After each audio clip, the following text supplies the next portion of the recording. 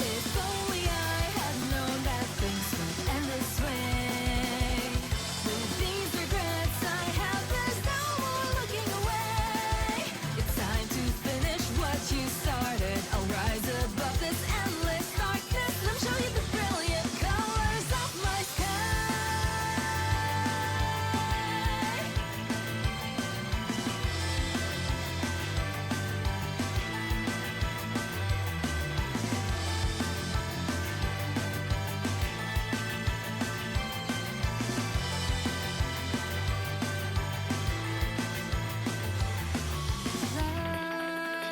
You were my guiding star. I felt betrayed when you were all but gone.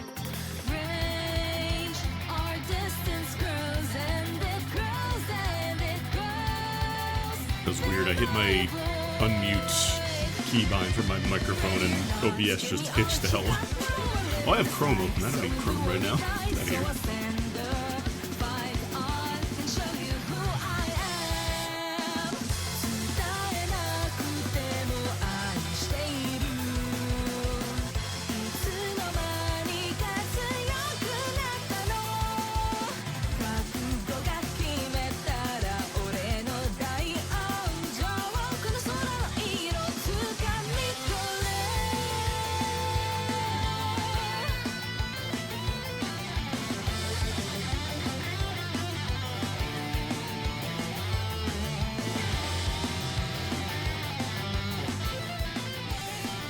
But yeah, this is going to be the last stream that I announce on Cohost.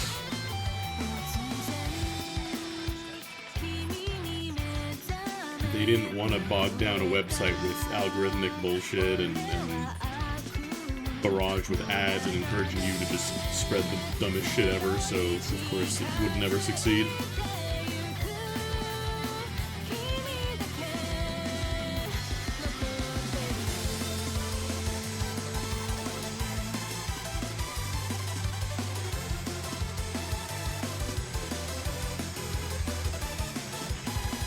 Sucks, because it was... It's not dog shit now, but I don't know.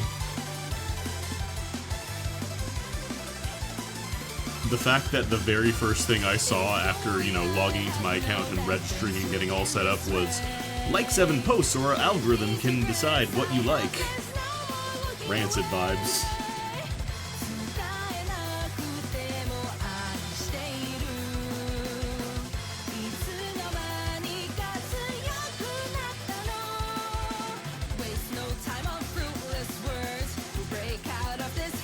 Like, for now, the following page actually works as I want it to, but I do wonder how long that's going to be the case before they start being like, oh, but what if we put some sponsored posts in here for you? Yeah, like, unfortunately, like, the funding behind Cohost, it was kind of, the writing was kind of on the wall since, I think, last year. They mentioned that the mysterious, unnamed investor that was responsible for a significant amount of the site's income just kind of went no contact.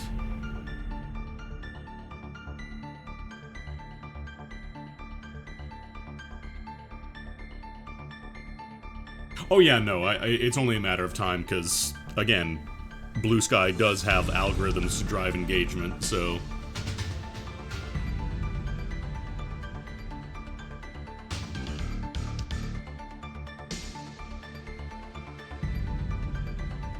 The problem is just, like, they keep making Twitter worse and worse and worse. Like, blocks are now pointless because they can still see your posts. Oh, but you could have gotten around them anyways by registering a new account. And yeah, but it's such a huge pain in the ass. The average person is not going to bother going to that extent.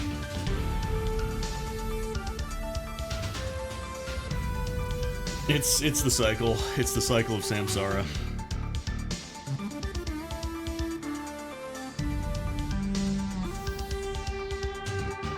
Product comes out, it's good, people like using it. They start adding little bits and pieces here and there that make it slightly worse.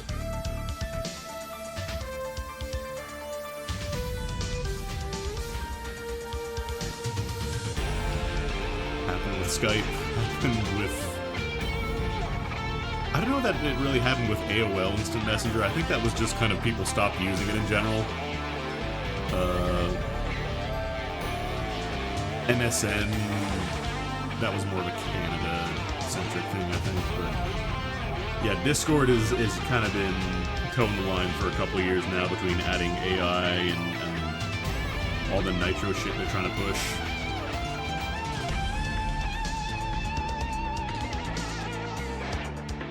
Get the real homies in IRC. IRC will remain relevant because it has existed before any of these sites and services and will continue to run.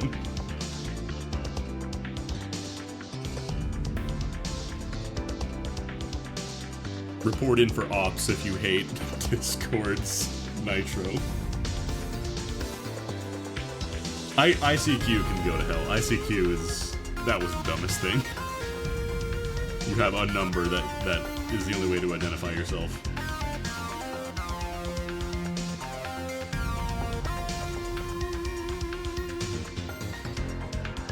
Join my web ring. Actually, I've been working on my NeoCities site because having a slightly less social media-based presence I think would be nice.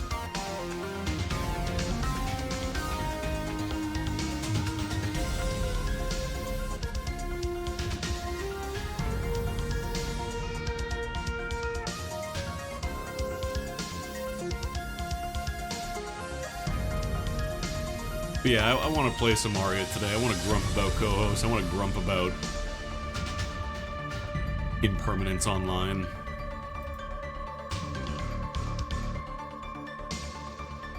I would listen to the entire Zero Ranger Range soundtrack, but then it would also mean muting the game itself.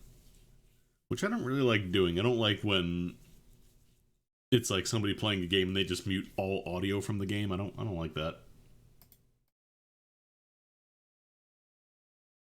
But yeah, Cohost is going down. If you're not familiar with Cohost, it was a social media website they launched a couple years back. I think also part of the problem with Cohost is that they took a while to actually kind of get ramped up and let people start posting. They were kind of invite only for a while.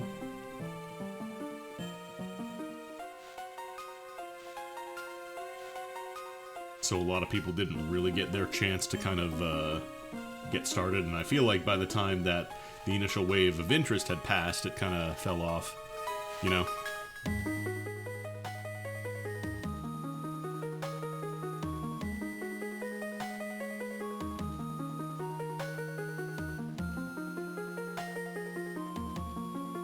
They did want to add some monetization. Also, I just realized the game isn't capturing. Oops. Right, because I set it to capture... I set it to capture Mason, which is the NES emulator that I used for Mario Adventure the other day.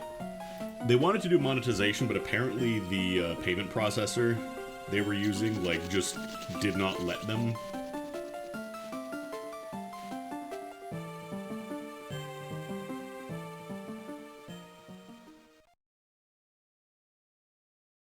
Yeah, exactly. Like, I think a lot of people don't realize it is a lot to host. As soon as you allow people to upload images, which is kind of a baseline for a lot of folks, like, it is expected that you will be allowed to upload images now. If you even just do a couple of images and a post goes viral, depending on the size of that image, you're now on the hook for a lot of bandwidth. And you may not have the money to pay for all that bandwidth, because unfortunately bandwidth does cost money. It sucks.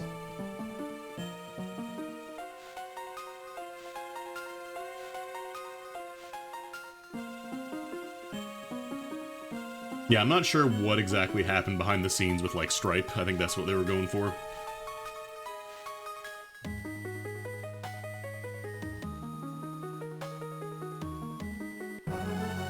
It sucks. It sucks. Like, I think they genuinely did want to make a site that was free of all the algorithm bullshit that Twitter and other sites are driven by now. Yeah, NeoCities is nice because it's totally fine for, like, a little, you know, If you just want to do a personal little website, maybe show it to a couple of your friends, not necessarily have a giant, huge website that everybody's going to be going to. Just for a place to, like, store images, like maybe art that you do, or things that you post, and not have to worry about them getting lost in a sea of Twitter posts or whatever. That's right, you store your sparkling gifts there. And yeah, that's another thing. I feel like they were kind of a little overwhelmed by scale.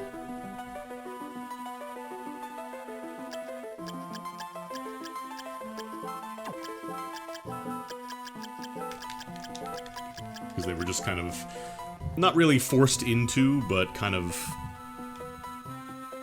you have to fit the demands of the people using your website, and a lot of people were coming in from Twitter, exactly, because yeah, that was the first rumblings of, you know, Elon showing up and shitifying the entire place. Alright, I gotta hit the button. Oh, pressing too many buttons. Like, it sucks. I think did they turn back on the Brazil thing? Did they, start paying the fees again, or is that still just unusable from Brazil now? Just deciding, I know better than everything else. I'm gonna change this website, which has existed as a brand for literally over a decade. I'm gonna change it to X.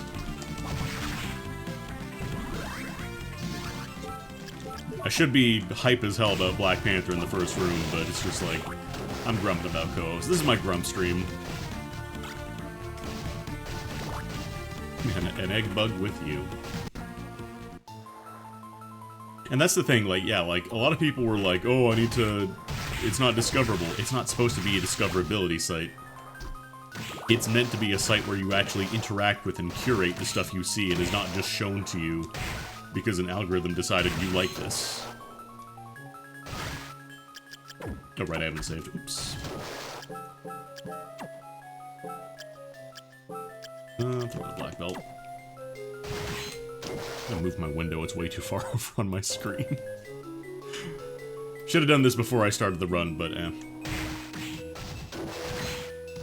yeah, exactly, like, I had people coming into my mentions that were genuinely interested in the topics I was talking about, and not just, you know, jumping in to be like, oh, you're wrong, actually.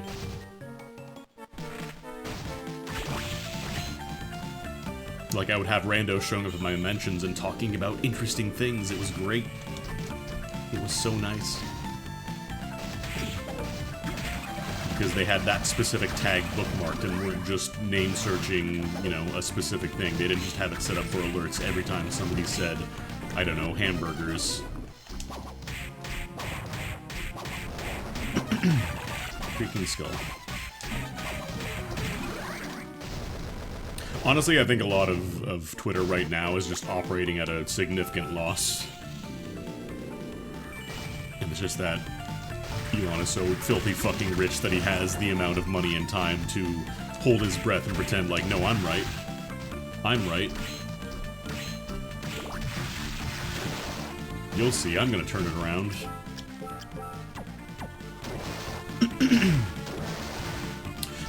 That's the other thing, like, Cohost was good for more, like, long, structured posts, because, God forbid, you do anything like that on Twitter, Blue Sky even. I think it's like 300 characters, which is a little bit, I think it's like 20 characters more that you get on Twitter without paying the money. But even then, 300 characters is not a lot. You can't really write an article. You can link to articles, and that's fine, but if you just want to do a little post and stuff, you can't do that without a space of your own now. Yeah, I'm not doing the 1 out of 28 thing. I can't do that, I'm sorry. It's too much. It really is, like, the more that I use the internet, the more that I genuinely do think we just need to go back to the way things used to be. Like, have personal websites, have web rings, have, like, lesser scale of discoverability. Famous blade? No, that was just a broadsword, like Gladius. I was about to say, is that the famous blade known as Bram? And this isn't just some, like, oh, well, the internet was better early on. Like, I was there in the early internet. I know what it was like. Like, maybe not to the point of, you know, news groups and all that. But, just like, seeing something cool, finding something cool was actually interesting because it wasn't being, like, shoved down your throat as soon as it came out, you know? Like, it wasn't going viral. It wasn't that every single person was suddenly talking about this hot new trend that's on the front page of YouTube or whatever. Like, there is no front page of the internet as much as Reddit desperately wishes it was. You had to go find it yourself. Blue Sky was not being used as digital town square. Good. Fuck digital town squares.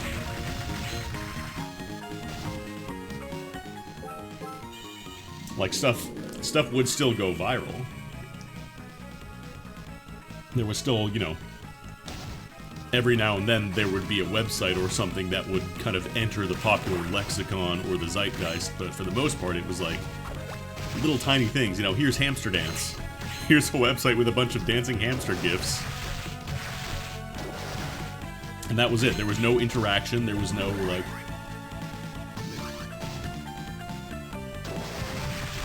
There was no subscribe for more Hamster Dance content in the future. There was no Hamster Dance t-shirt. And I'm not saying you can't monetize stuff. I'm not saying you can't enjoy your money. Like, you can't try and earn money off of something. But, like, it wasn't constantly shoved down your throat. There was no Hamster Dance Plus. There was nothing. The problem with the Hawk Tuah thing, apparently her podcast is actually, like, the third most popular in the world right now.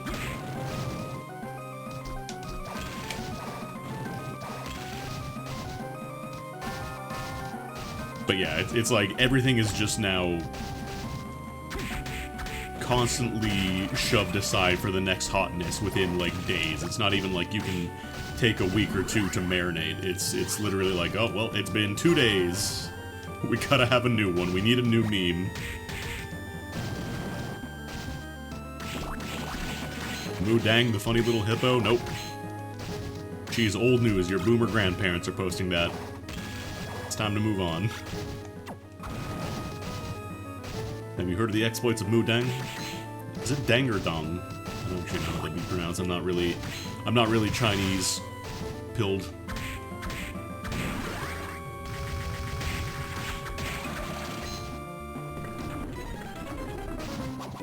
Hawk Tuah is, for people who aren't familiar, Hawk Tuah is basically an interview that they were having with some girl, and she was just like, Hawk Tuah, spit on that thing. And she was talking about giving a BJ during sex. And apparently that just became stupid popular, for reasons I can't begin to fathom. I don't know why, but it did. And that's it. That was the entire thing. She just said, Hawk Tuah, spit on that thing. Hawk Tuah being onomatopoeia for spitting on a dick.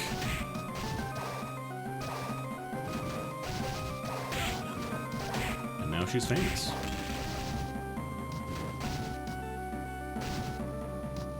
How long will this last? Who knows? But it's like you had to find stuff on your own. It wasn't that it was just shoved down your throat on every single, you know, news site and social media platform. Like, you got to find it on your own. Or maybe your friend sent you an IM, you know. Remember IMs?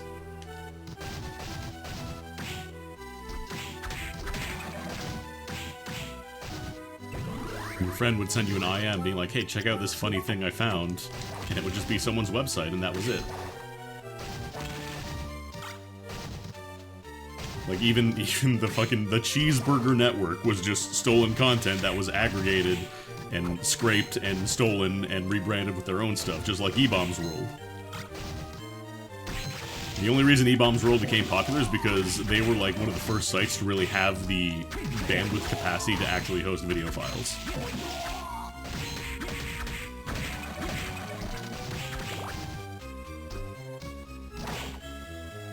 By all the old videos from the ancient days of online have E-Bombs World watermarks on them because they stole them for themselves. Like, Albino Black Sheep also did, like, aggregation, but they credited the original owners. They didn't just slap a watermark over everything and be like, this is ours now, actually.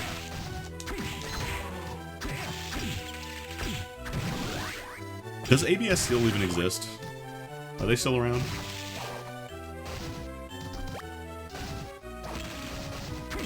Yeah, away messages were nice, like...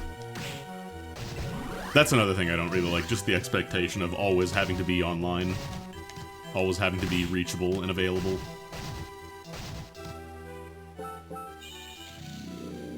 Like, sometimes I'll talk to my mom and she'll just be like, oh, they talk so much and my messages... Like, she'll have a group chat with a family or something and be like, oh, everybody talks so much, I don't want to get all notifications. Just like, you don't have to be on it. You can turn off notifications. You don't need to get the little beep beep every time something happens. You can just check up on your own time. Of course, people won't. People are so used to that now. The idea of not checking your messages for just being away from your phone for a day or two is completely off the wall now. The idea that you are just not going to be reachable in some form for a day or two. Oh, you're going on vacation? Make sure you send me a message once you're there.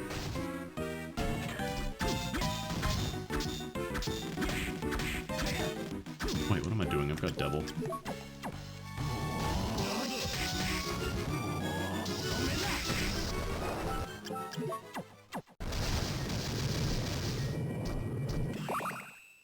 Or like I'll see people talk about how, you know, they're out of the office, they're done with their job for the day or whatever, and they're still responding to emails and responding to messages. Like, that is the most fucked up thing. The fact that that is just expected now, even though you're out of work, you're not working, you're not on the clock anymore.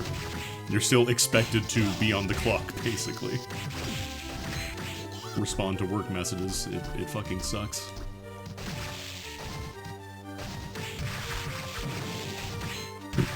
Everything is so, like... everything just has to be broadcast and constantly available. And algorithmically spread out. I hate it. Like, I unironically do kind of want IRC to come back. Like, kind of make a resurgence. Because, yeah, it's more technical than Discord, but it's also a lot less immediately available. Like, if you're not connected to IRC, you don't get to see the message history. It's just, you don't see it. It's not there. If you were not present for those messages, you were not there for the conversation. You don't get to see them. Unless you have a bot logging chat, which, you know, some IRC channels did.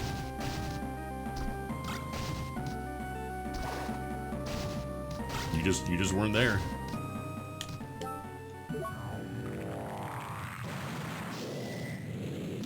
Now with Discord, like, don't get me wrong, Discord, I think overall Discord is useful. In the sense of just being able to, like, quickly spin up a little room if you want to do a quick, you know, meet up for a specific game. Let's say you want to play a multiplayer game, you don't want to have people across a bunch of different servers.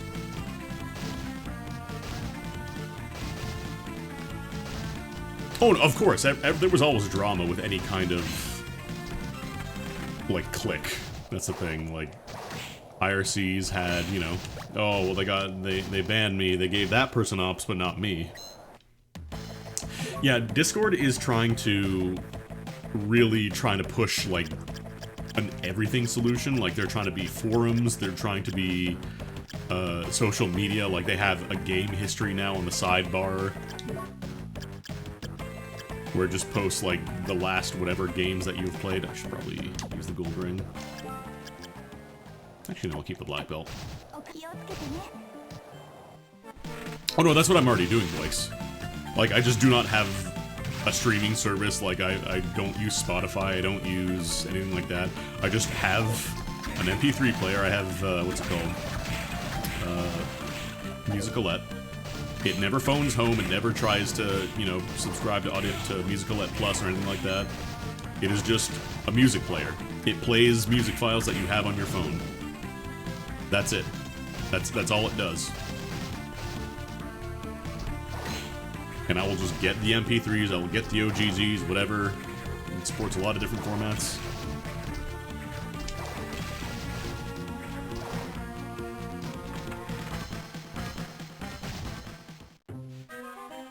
Yeah, I think that's one of the big things. Like, between having to constantly be upgraded and get new features, it also, like, everybody's trying to push subscription services now. Like, it's getting rarer and rarer to simply own a piece of software. Like, and I know most licensing agreements for software usually technically do not let you own the software, but, like, you know, when you had Winamp, which whipped the llama's ass, you had Winamp. At least the earlier versions you did. The new ones apparently are dog shit. You had Winamp. That was it. You installed it, it was done. Yeah, exactly. Like, everything has to phone home now. Everything has to be online and connected to check for updates. Everything has to be streamed and shared and integrated. Like, just let me have a thing. Just let me have a thing that works. Please. I know they do have forks of Winamp. Apparently Winamp, they did, like, release the source for it as well. But yeah, for music on my phone, I just have Musicalette. Just, it plays music. It doesn't connect online. I can go full airplane mode on my phone and not have to connect to anything, and it'll still work perfectly fine with the audio files that I have on my phone. Freaking skull. Yeah, Peggle, make voice calls. Why the fuck not? Yeah, I do not want my computers to be smart. I do not want my computers to interact with anything. You have no right to speak in my holy tongue. You do what I ask of you and nothing else. God, the fact that everybody is just getting all, like, the network camera doorbells and stuff. Like, I understand the want to have a camera for your front door or whatever. But, like, man. Just like everybody talking about, oh, the Internet of Things is gonna be so cool, and then, actually, you can't change your thermostat. You're gonna freeze to death because your thermostat had a firmware update.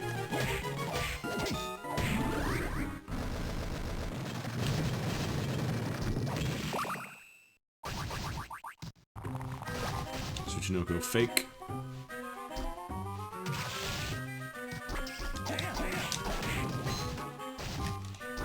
And I'm sorry if this is kind of a bummer stream, but I'm goddammit, I'm gonna grump about it. Cohost is going down. Well, it's not going down, but it's becoming read-only after today. Yeah, no problem. Any way I can get people not having to feel indebted to Spotify or whatever music platform, Apple Music. I will absolutely go for that. Like Netflix, I've never had Netflix, I don't really want to. And like, I get it, it's a lot easier with Spotify and all that stuff to just have it all there, not have to download it on your phone, but as soon as they change something, as soon as they decide, we're not making enough money, this isn't profitable enough, we're gonna jack up the prices and make less features, unless you pay us more money.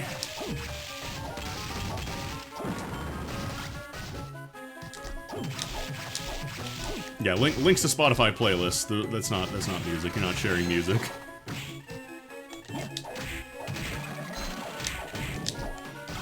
I think my favorite argument is like all the companies now trying to push like, oh well, you don't actually own the game. It's just a license for a game. I like the argument of okay, cool. If I don't own the game, then I can't be stealing it with piracy because I don't own it. I've never owned it.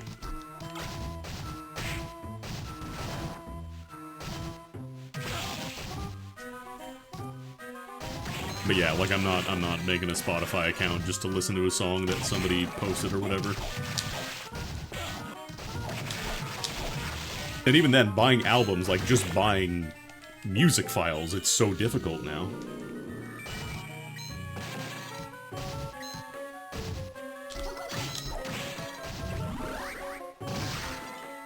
Should get to do the ceiling right out here, hell yeah.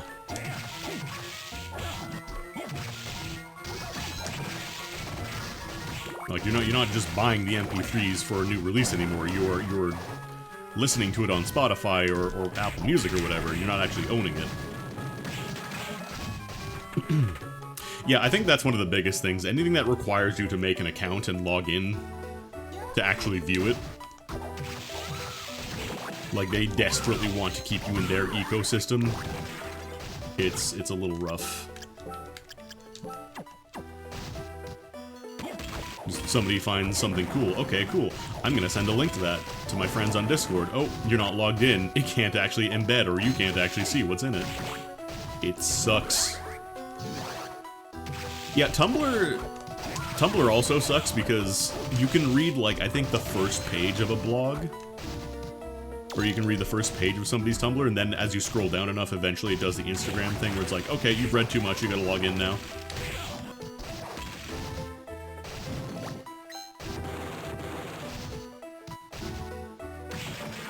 Yeah, guides have been supplanted with content networks because they realized after, you know, fucking Fextra Life and their Dark Souls monopoly, they realized that it's a lot more profitable to simply have separate pages for every single part of your guide and embed ads and bullshit on every single page. Oh, I never even got into Pinterest.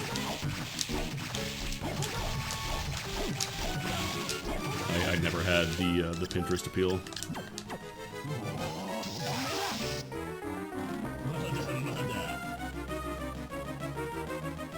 Like, I just want to go back to 1999 when people would just have cool ASCII art at the start of the guide, and that was the most visual accoutrements your guide would get. Just the game's logo in numbers and letters, and then it would have the actual stuff you wanted. And it would maybe have, like, anchors in the guide that you could plug in to show you, like, okay, if you Control F this, it'll just take you directly to that section of the guide.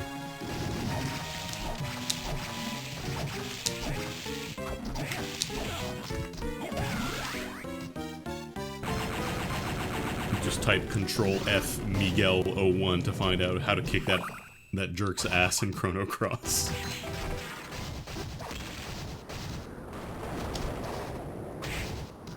I don't know if I've actually saved yet. I'm trying to remember if I have. Might have to just walk back out here, take the walk of shame.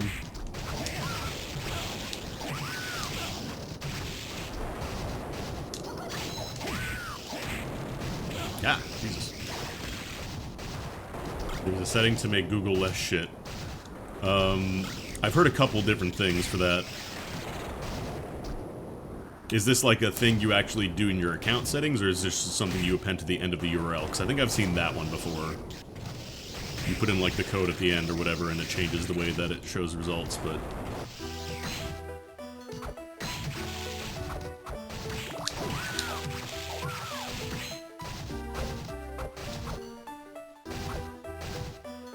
Remember when people just had fun collections of links? Remember when people just have links of cool stuff on their website, and you would click on it and find other cool stuff? And that was the closest we got to actually, like, algorithmic bullshit without needing an algorithm. Because it was all curated by humans. There's Skulla.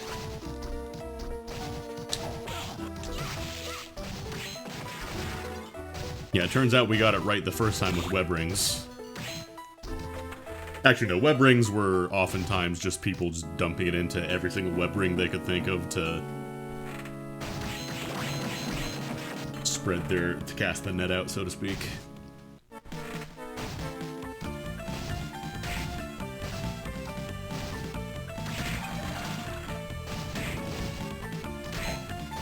Like, there are still some kind of holdouts from the older internet, in the sense of, like, they're designed just around one thing. Yeah, like, Mega Man Network's a good example. I'm trying to remember. I think, I was gonna say romhacking.net, but then I remember, oh no, wait, right, they're closing down because the owner decided they don't want to give anybody else control of it anymore. I think I remember the, like, the Quintet, the Soul Blazer trilogy. I remember them having, like, the most early 2000s website that just has never really been touched in terms of design, and it's still very useful for those specific games.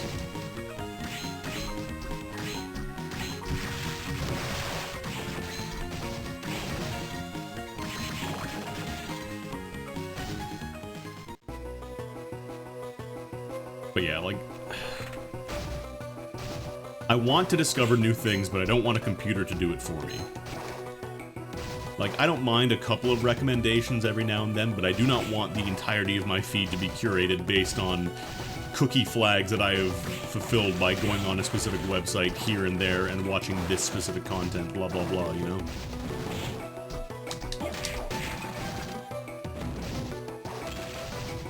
Yeah, if you're a fan of Baroque, you're already outside the norm. I do remember Stumble Upon.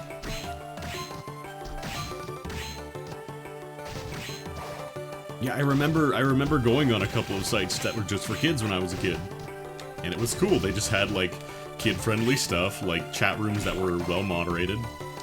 Who remember, I guess chat rooms do still kind of exist, they're just Discords now, but, like, moderation is just fucking whatever.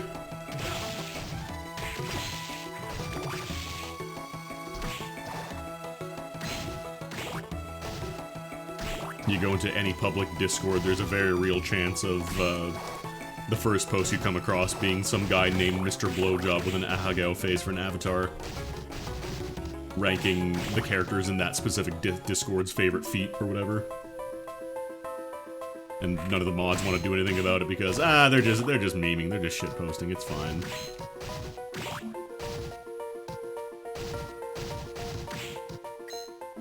Honestly, I think most sites are just like, if you are under 13, or if you're under 18 or whatever, then it's just not for you. I think that's what most streamers and such are going for. Just as soon as you admit you're a child, then you are banned.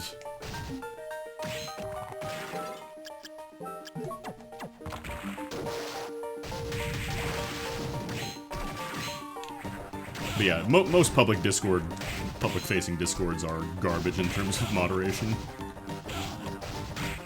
Because they want everybody to feel welcome, including the worst people on the planet.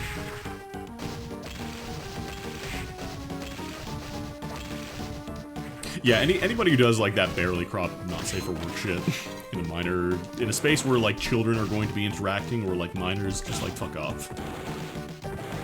You're not clever with your ahagao shirt. Be like, haha, they're just tired. They're just yawning.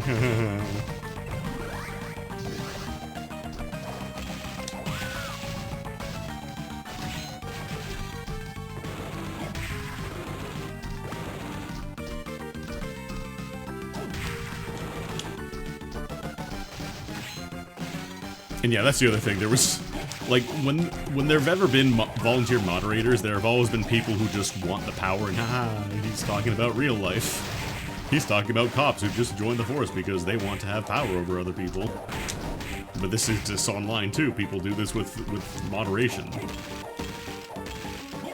Volunteer moderators who just decide, I want to become the main character and also make sure everybody knows that I'm the main character.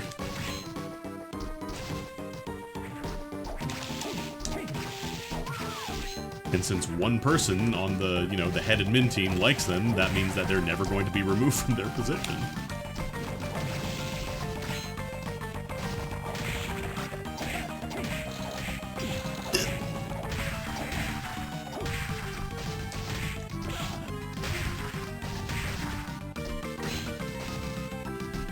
Honestly, at this point, I don't think I'd ever want to do any kind of, like, moderation for any kind of public server. Not without being paid, at least.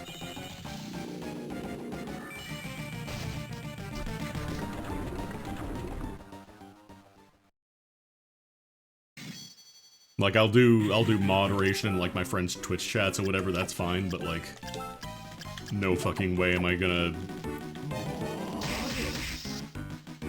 be like, yes, I would love to do a full-time job, basically, for free. I don't know, that would put old something awful on the good end of things. Like, there were some good moderators, but then you had, the one moderator of the games forum who, for the longest time, was known for being, like, a real fucking weird dude who would draw images of women being turned into toilets.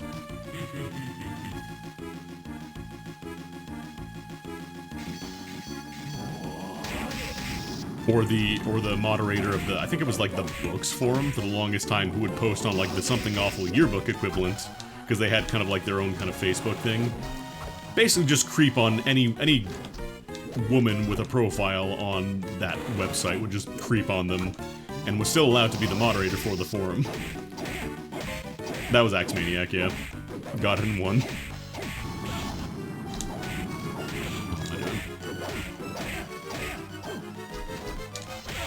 Oh, right, I can't kick off the site. I should probably heal a little bit.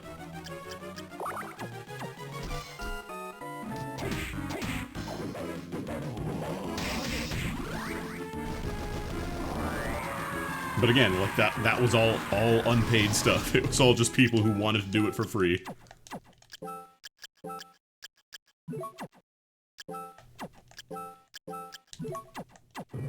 Something Awful is an entirely, like, different can of worms.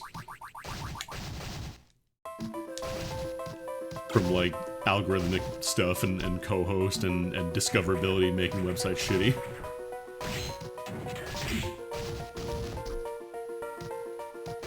They may have been a very important force for the internet culture of the early 2000s, but they were also kind of a shitty place in terms of, like, if you were any kind of, like, visible minority, you were just gonna have jokes made at your expense. And nothing was gonna be done about it because, oh, it's a comedy website, don't take it so serious. Also, for the longest time, if you were trans, it was just like you were fucking persona non grata.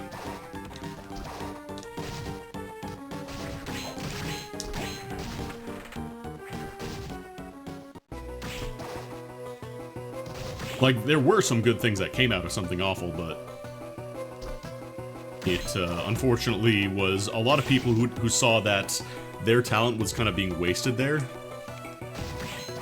And so they kind of stopped posting, as opposed to people who stuck around until, like, the site died, and...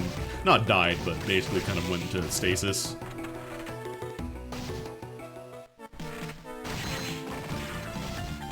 I say stasis because I don't think the front page has been updated in, like, 4 years? I want to say? Maybe 5?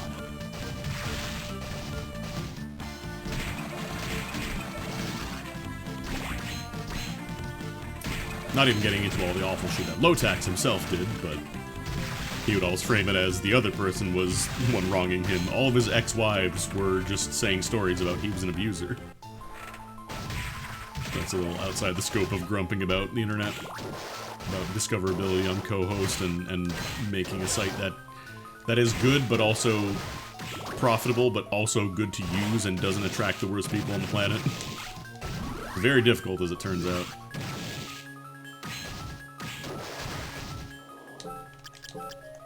And yeah, God forbid, you know, even Let's Play considered like one of the first indicators that Something Awful was, like, a lot of people realizing they had more talent than Something Awful really deserved, so to speak. Even on that website, you would get harassed if you were a woman or identified as female. You're not a girl, girls don't exist online. If you are a girl, you'll send me a picture. And yes, this is a request you'll make of any male. Any man on the website, you will request pictures of them, of course. Yeah, there used to be a reservations list, and there was one kind of infamous argument where if you were doing the same LP as somebody else, you were asked, like, okay, but what is yours bringing to the table?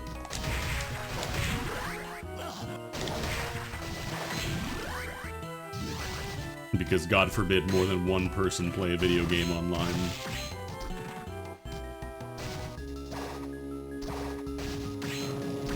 It was like this weird environment of simultaneously taking it way too seriously, but at the same time people trying to, like, pretend like they're being really chill and casual about it. I don't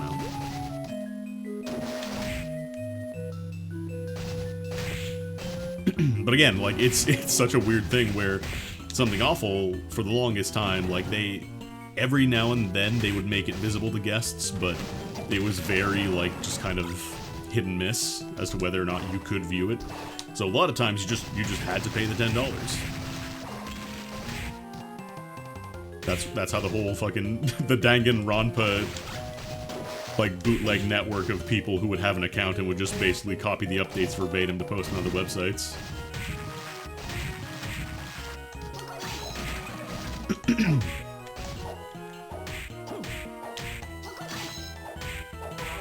attacking you, I don't really have to.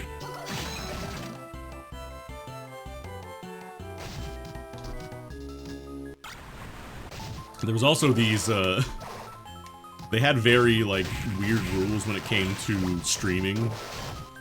Like, originally, if you were gonna post, you were allowed to post your stream, like, they had a streaming thread where you could post your stream links. But they had a rule where I think if the game was too new, then you weren't allowed to announce you were streaming it. And people got really, really upsetty if you had any kind of, like, monetization, like if you had a donation link anywhere in your chat.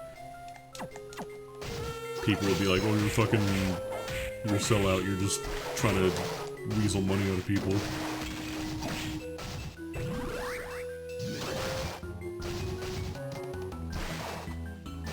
And then a lot of people who complained about that would end up streaming on their own and doing the exact same thing.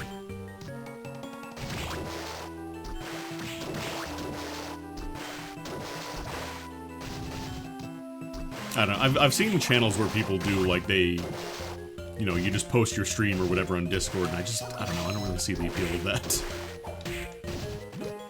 And, like, most of the times it just kind of ends up becoming people posting their stream without any real interest in indicating, like, interacting with other folks. Yeah, exactly, like, I think people realize now how difficult it is to eke out any kind of living doing content creation, which is why people are generally a lot more fine with, like, monetization stuff.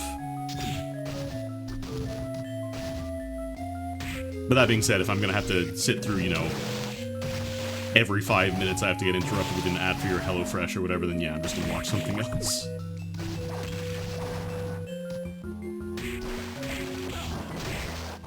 Actually, do I have Undyne? I can't actually do this. I can check the top rooms in the waterfall, but I can't actually do the Undyne secret.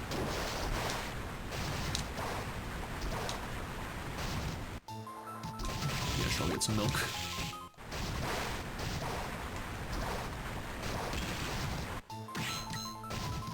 Renton also, there wasn't a pandemic, so people actually, you know.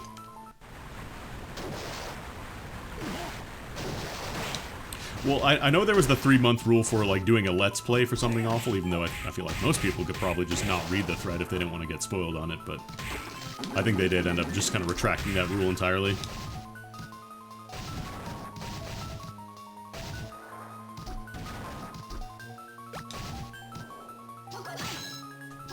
Also, again, all the talented people were leaving something awful because they realized a lot of the rules were just arbitrarily bullshit that people with a power trip decided was fun.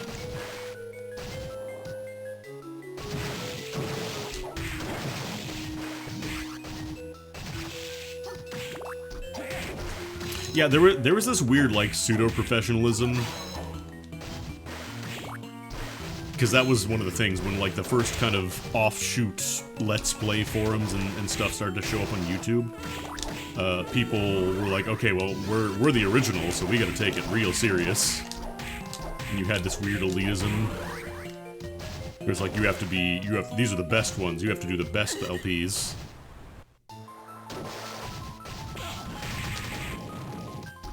Ah, it's a famous blade known as Graham.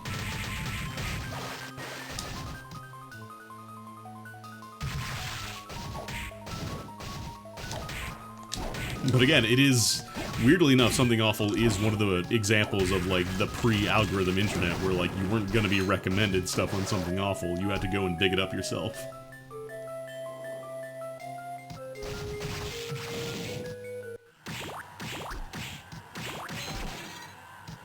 Because, like, you couldn't just easily link a Something Awful thread from off-site Something Awful, like, you had to be part of the community, you had to have paid the $10.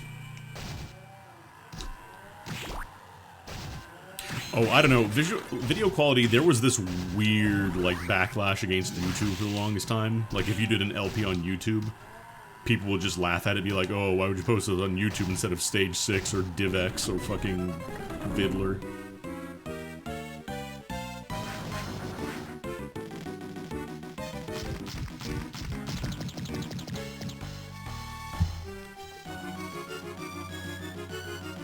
And look at how many of those websites are available to use now. I should probably be using... Actually, no. Valkyrie might be better, because it's fully elemental. Oh, no. YouTube was not great originally, because a lot of, you know, you had the size restrictions, the quality wasn't incredible, but at the same time, this was fucking 2007, this was 2008. There were no standards, people were just using their Radio Shack microphones. Using fucking Kylara, whatever that's pronounced as, to play multiplayer with somebody else with like 4 seconds of delay.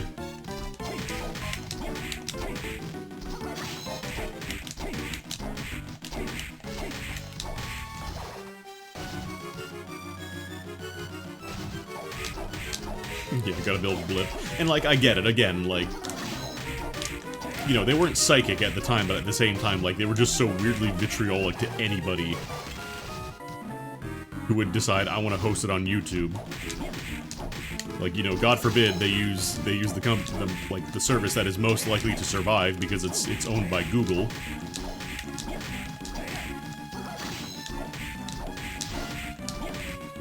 Anything stronger? Like, I think Graham is... I don't know, Graham's actually equal. Just use Rahab's sword for damage.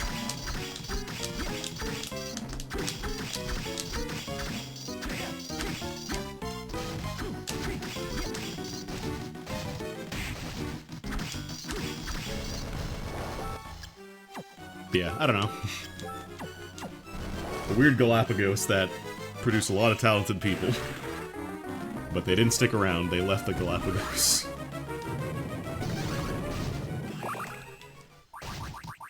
Google bought YouTube in, I think it was like a year after, so that would have been 2006, I want to say.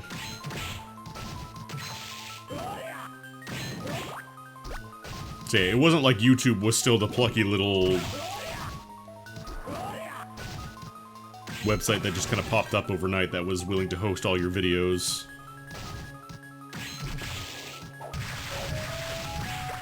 Like, they had money behind them.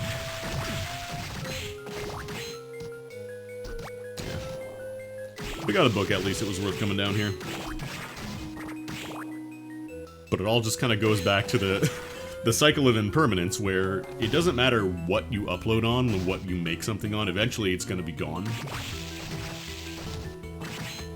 Unless you are the one paying for it yourself, like, chances are at some point it's going to fold. Well, Google Video, they made that before YouTube.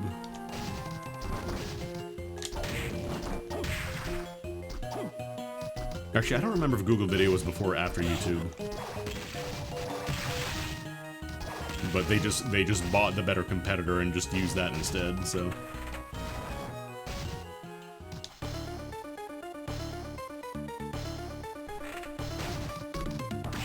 Yeah, like, everything you make is going to not last.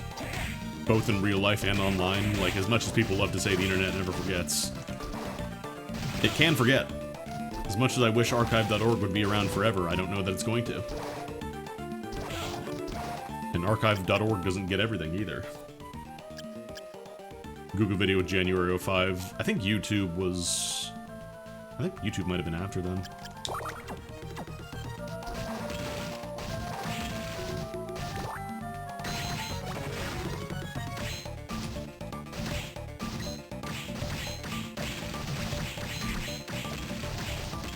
Like, everything you make is gonna be gone. As depressing as that sounds.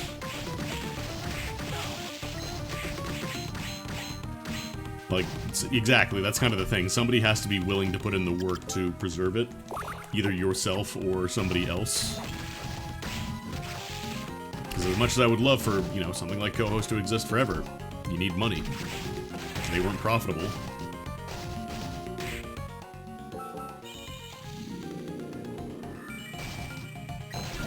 As much as I would love for people to be willing to run their own servers, to run Cohost and whatever, it's not really feasible for the average person.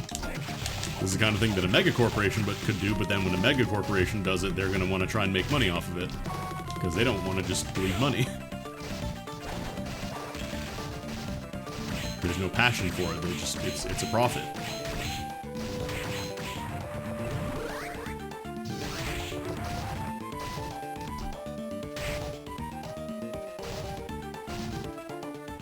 Yeah, anything...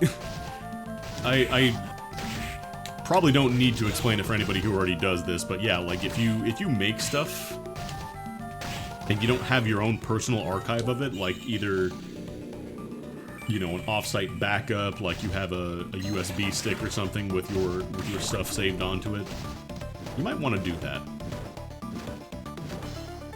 You might want to get on having some kind of archive that isn't tied to an online service or a website or whatever.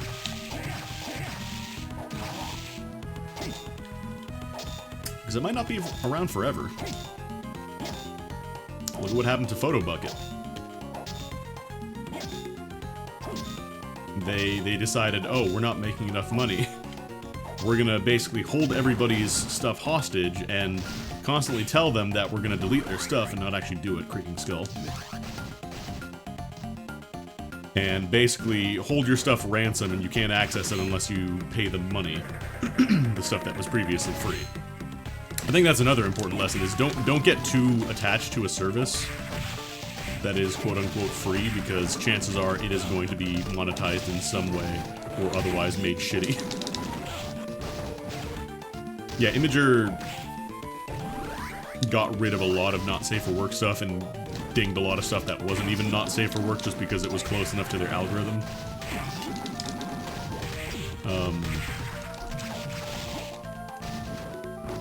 Like Giphy is gone. I think Giphy Cat doesn't exist anymore either, does it? We're just talking about how impermanence of things online. We're just talking about how, like, Cohost is gonna be read-only tomorrow. And it was one of the few websites that genuinely felt like an actual place to encourage discussion and interesting posts about things, as opposed to just, you know, algorithm, get likes on this thing so more people see it. And impermanence in general, how everything you love will not last forever.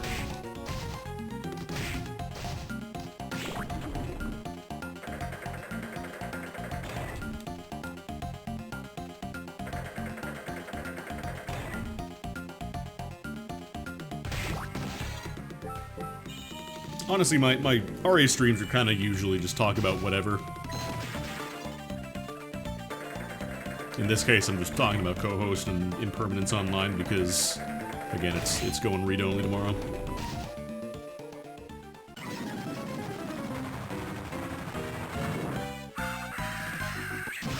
I still remember as a kid, I learned how to do, like, really, really basic HTML.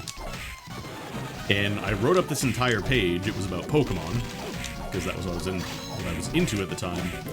And I remember writing up this entire page in HTML, and I didn't really have a good place to host it, because GeoCities, I don't even know if GeoCities had really gotten popular yet. So I had this entire page written up that I never actually, never put online. I don't think I have that. I'm pretty sure that hard drive is long. Oh, I can't even reach that. That hard drive is long dead by now. Guess I just keep using Black Panther.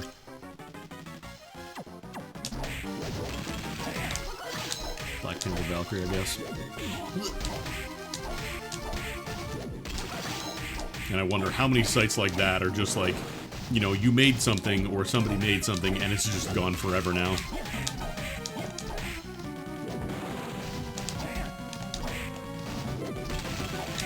Because it either just didn't get picked up by archive.org, or it never got published, or just was not on a service that lasted very long, so it is just functionally lost media.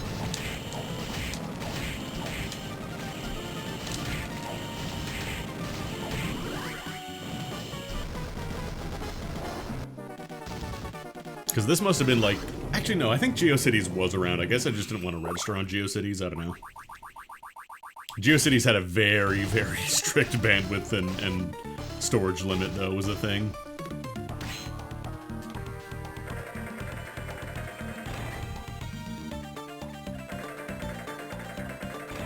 Yeah, you can't find the thing you made anymore. I wonder if any of the old stuff I've made has been archived.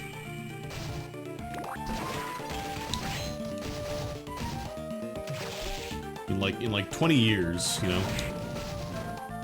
what is going to remain of me online? Am I still going to be doing streaming? Am I still going to be posting stuff? Or will I just be some nickname in a chat log of Discord stuff that got posted somewhere in someone's log folder?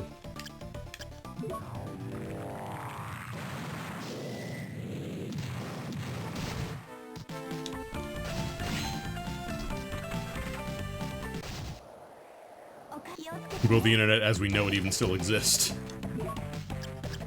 Or will it be in an even worse state and nobody wants to actually use any kind of social media or messaging service? Probably just buy some potions, I think. Grapes.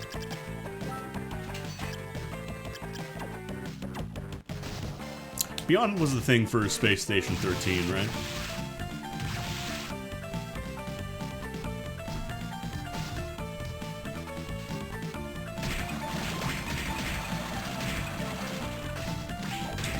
Get that soul in the thing up here now.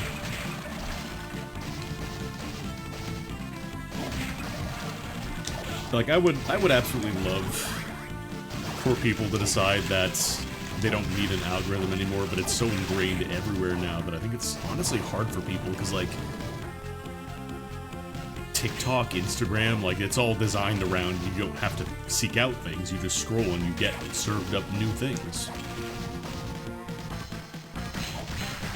Like, you don't have to put any... honestly, I think people like that. I think people like not having to search for things, which is... It's fine in moderation for me, but I don't want an algorithm to decide what I consume.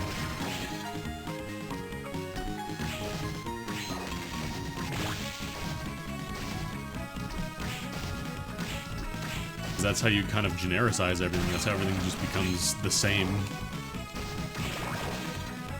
Ah, well, this was viral, so everybody's gonna see it. Everybody's gonna know about it now.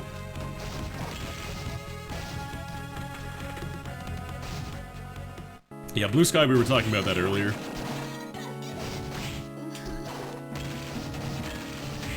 How it is okay for now, but I do wonder what it's gonna look like a year from now, for example.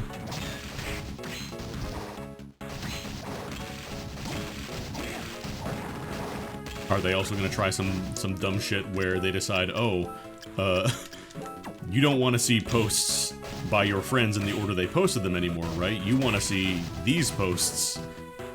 You want to see them in an order decided by our algorithm.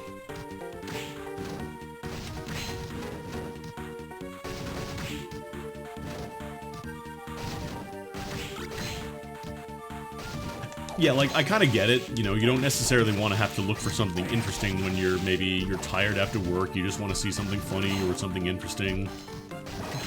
I get it. It's like junk food. Sometimes you just want a bag of Doritos, but you can't just eat Doritos.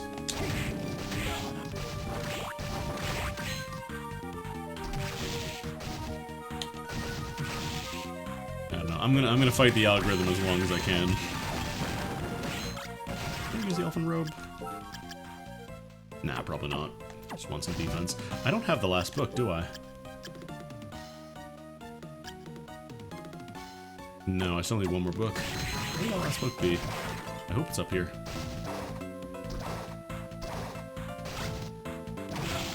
Oh no.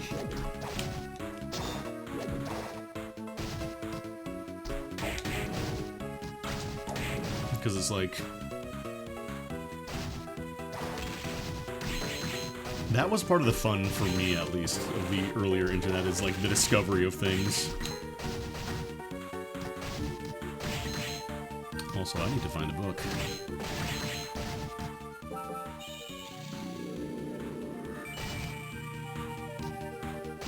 It's like digging around, finding this cool little website or this cool little thing.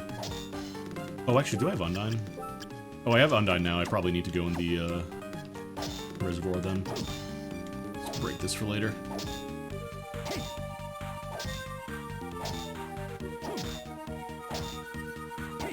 I really wish I had a double hit weapon.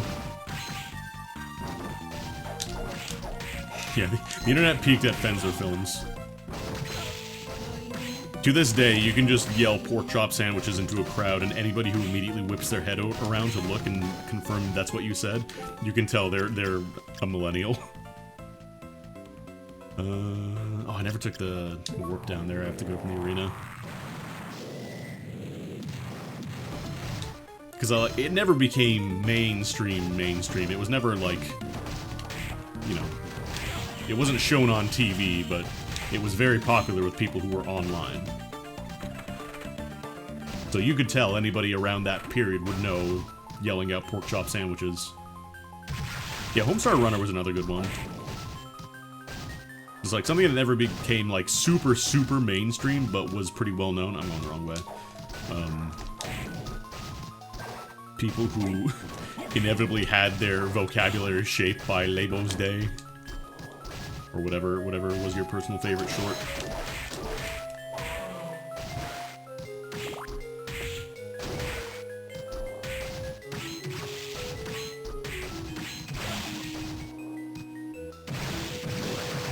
Yeah, it's like... It's always going to be hard to determine how well something is going to age down the line.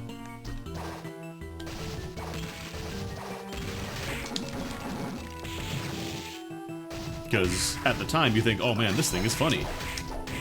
This is going to be funny forever, and then you look back on it in like 10 years like, what the fuck was that? Why did anybody find this funny? But we don't know. It did help that it wasn't really like referential stuff. It wasn't like they were being like, oh man, remember this thing? Actually, no, I still need skeleton.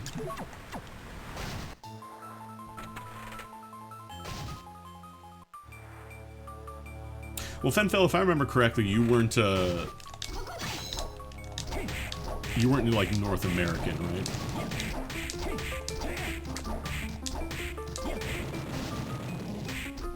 So I imagine it was primarily, I don't think it was ever translated outside of English for the most part. I don't know if there were, like, maybe ESL second language groups. Yeah, okay, so... I don't know if there was a dedicated group of translators rushing out fan subs for the new Homestar episode. There we go. Okay, so we need... what do we need? That's Creaking Skull.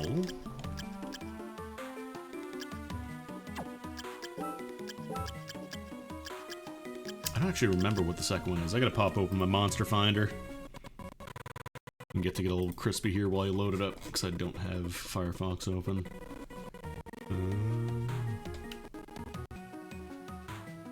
Where's this thing? There you are. Okay, so... what is it?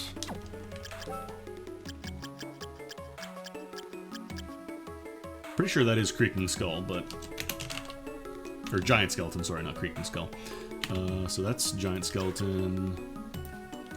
Strong Knight... okay, that is Shadow Knight, I thought it was. And then Horse Riding Ghost. That's Dead Warrior. So Dead Warrior, Shadow Knight, and Giant Skeleton. We are good to go. We are in go mode.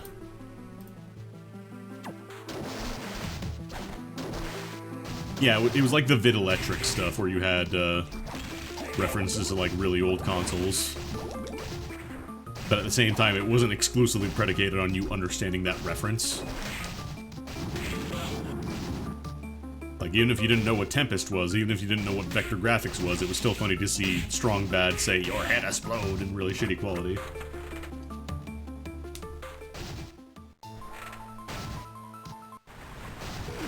Probably should just munch down that grape. Oh well.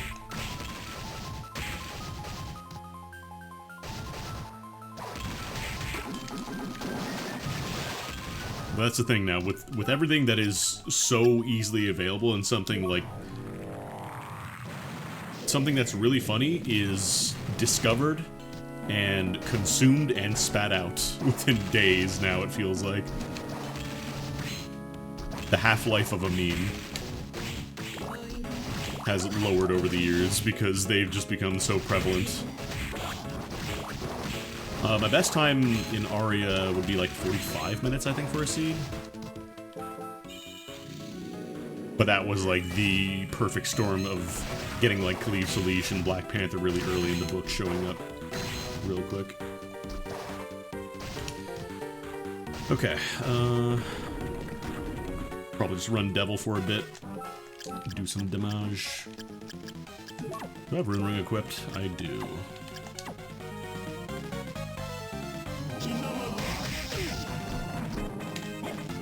Half-Life, but the AI is self-aware. That was like 3 years, maybe 4 years?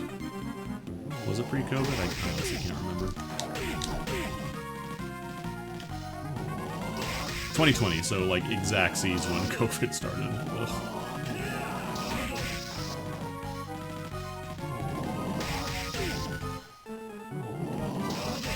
Okay.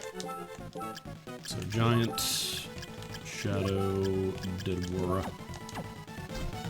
March 20, so exactly at the start, God. Do I have a stronger... Is it just Rahab Sword? Is that my strongest weapon, really?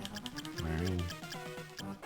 Ballhammer is a little bit stronger. Maybe I should just use that, honestly. Oh, but I don't have Backdash. Never mind. I'm just gonna use Rahab Sword then.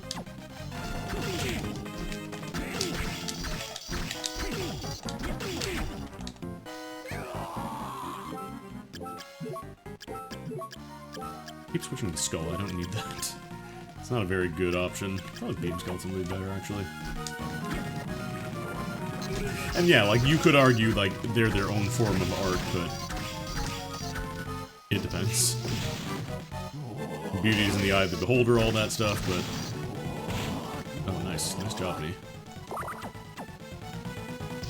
Yeah, I put that on my Neo Cities. I backed that up. I would like to start doing my own little personal space to be a little more,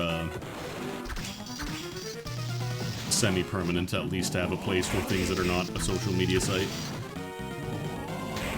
They may not be as discoverable due to algorithms, but they will live there. Until Neo City shuts down, and then, I don't know. And then I just retreat from the internet. The Black Panther. Oh shit. I'll take a free death robe. Yeah, like, that's... I think the reason Asleeper resonated so much with me is because, objectively, it's not, like, an incredible... like, okay. I think it's an objectively incredible game, but at the same time, it's not like... It doesn't innovate, it doesn't do anything super new. It's just the way that it combines everything into a package, and you can tell, like, the passion of the dude who made it is just... Like, he wanted to make this. It's not that he wanted to try to appeal to everybody, it's that he wanted to make the game he wanted to. And the fact that it works so well because it's, like, everything just feeds into each other really well. But yeah, I've got that post. I've put that on my Neo Cities. I'm gonna work on that eventually.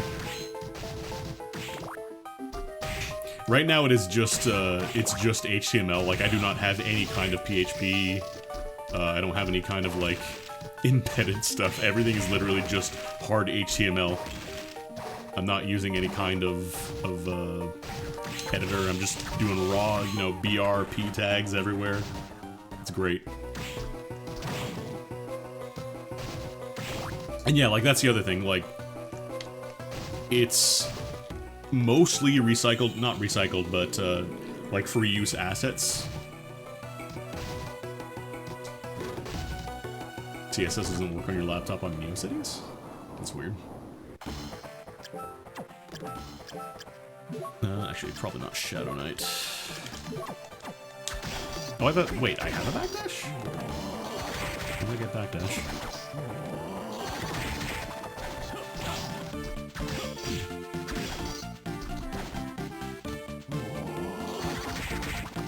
And, like, I want more stuff like that. I wanna make more stuff like that, where it's not so much about caring whether or not people see it or not, just something that comes from my heart, from something that I really like. To express my passion for something rather than just, you know, here's something that I think people would be funny, or that I think would be funny to people. Just, not to say that is invalid. Of course you can make stuff that's funny to people, or just post some dumb shit you thought about. But I want to do more of that, at least. I guess I just mess up the timing on backdash when I was using Tall Hammer then.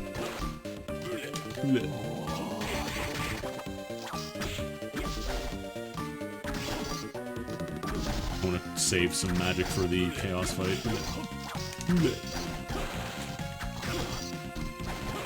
Unfortunately, the stuff you care about is not always going to be the stuff that other people care about, but I think it's valuable to talk about that sort of thing. Even if it's not for mass public consumption, even if just, you know, a couple of people see it. As long as it comes from, you know, your heart, your mind.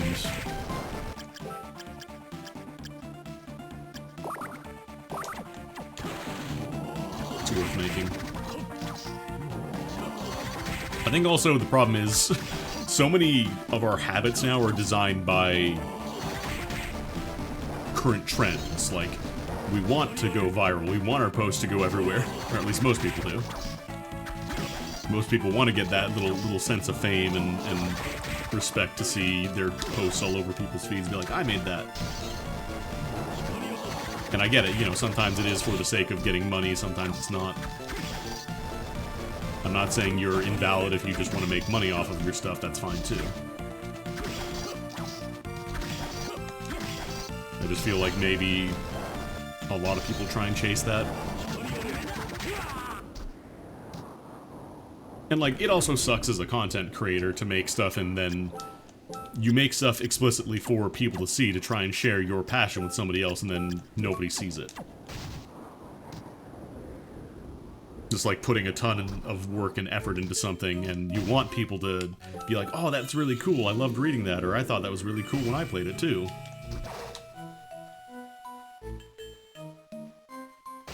And when I say content, I don't just mean in the sense of, like, you know, coming out of the content pipe or whatever, like just coming out of the hose and being like, oh, well, it's content.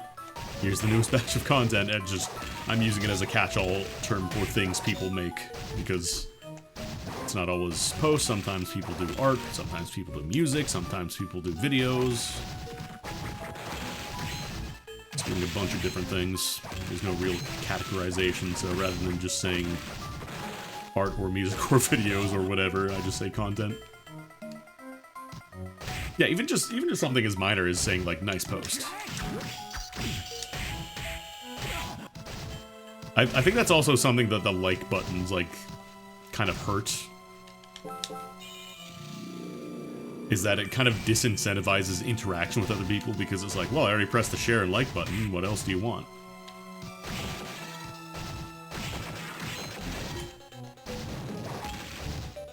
I press the button that says, I like this post, and I have nothing else to say about it. Our contract is complete. I don't know.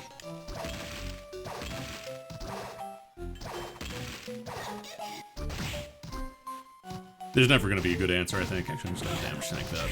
I don't want that mind up.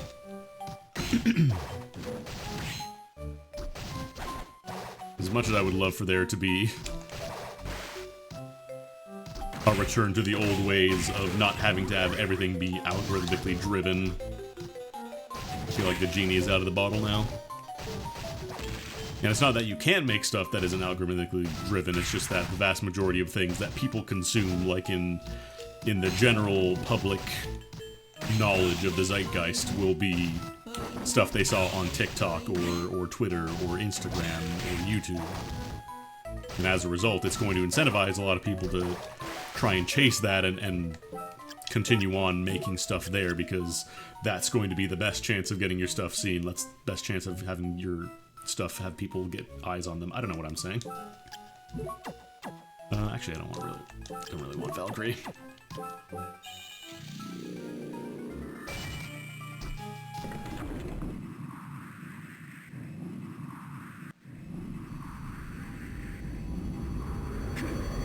Maybe somebody will watch this VOD and be like, man, this guy's completely stupid. I love algorithms. I love being told what to watch. In which case, fair enough. I can't tell you you're wrong. If you like seeing, you know, the latest Mr. Beast video and you enjoy it, I can't really stop you from doing it. It's not my place to stop you from doing it. It's telling people this is what you have to like is even worse than just liking something that's problematic or whatever, or just not really interesting.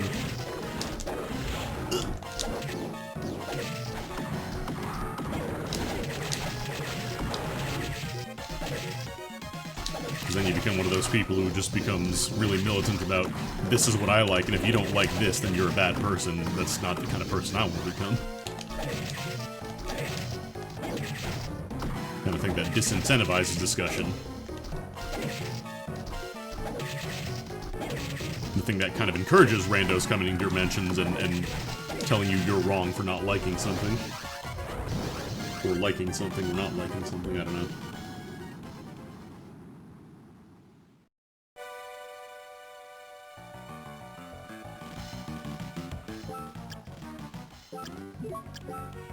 Like a lot of my friends, they'll enjoy something that is known to be quote unquote problematic or whatever. Like they'll I don't know. Just as an example, let's say I have some friends who still play World of Warcraft despite all the shit that's come out about Blizzard. Do I think they're bad people? No. I don't really have the right to call them a bad person just because they support Blizzard, because they're probably not a bad person. That's not saying I give Blizzard a free pass, but at the same time, it's also not, I can't just immediately discount somebody because they don't like the same thing that I do, or they like something that I think is bad.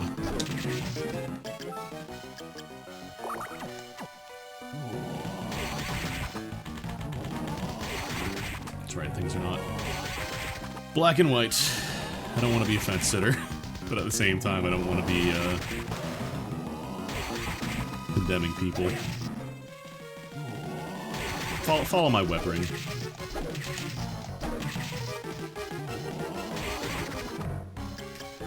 Oh no, the transformation souls are excellent for boss damage. Any of the, like, Curly, Devil, Manticore, they're all fantastic. They're all basically the same, honestly. Oh right, that does kill you if you touch it while you're transformed. Despite the graphics, I believe the hitboxes are all the same, too. Alright, cool. 11130. Not bad.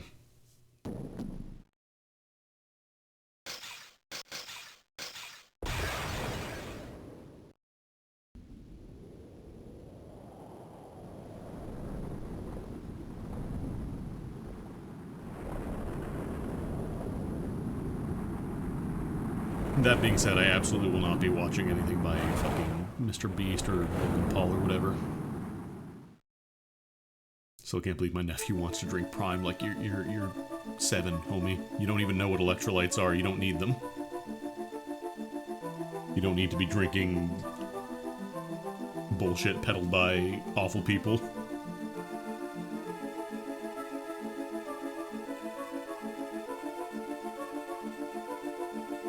Aria Star was a Christmas game if we say Merry Christmas. Alright, start our second seed.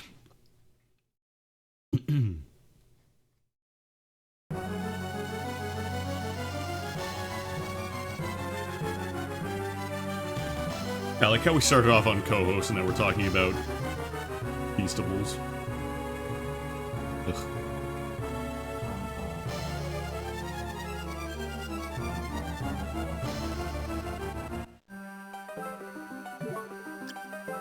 Usually my Aria streams are just kind of whatever. Talk about whatever. In this case, I've mostly just been talking about the state of the internet as it currently exists versus how it used to be and where it's headed, because Cohost is going to be read-only. Still going to be, you can still read the posts on it up until the end of the year, but at that point it's going to be gonzo.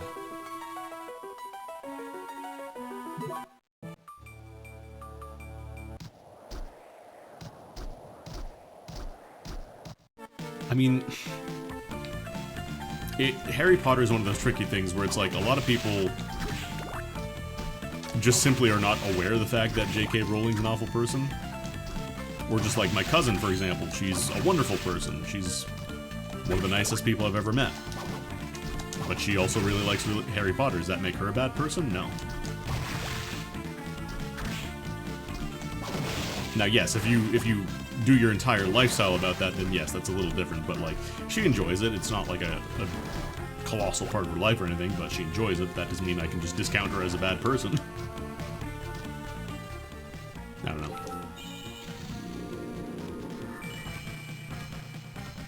Going back to the subject of like co-host in general, it's like, I do wonder how discoverable a lot of, like, if you were to just make an HTML-only website now and throw it up on Google, I wonder how discoverable it would actually be. Because there's kind of that catch-22 of, like, if you make a website, presumably you want other people to see it. Like, if you want to just have something for your personal use and nothing else, you can just keep that locally on your computer. You don't need to make it on a public-facing website. But if you're doing a public-facing website, presumably you want other people to see your stuff. But then there's the question of, how do you get it out there? How do you get the word out? And then you hit the catch-22 of, oh no, I need to use social media. I need to use my existing follower from elsewhere. My following base from elsewhere to do that. It's good, Esky. Playing some Aria and talking about, internet, co-host, impermanence.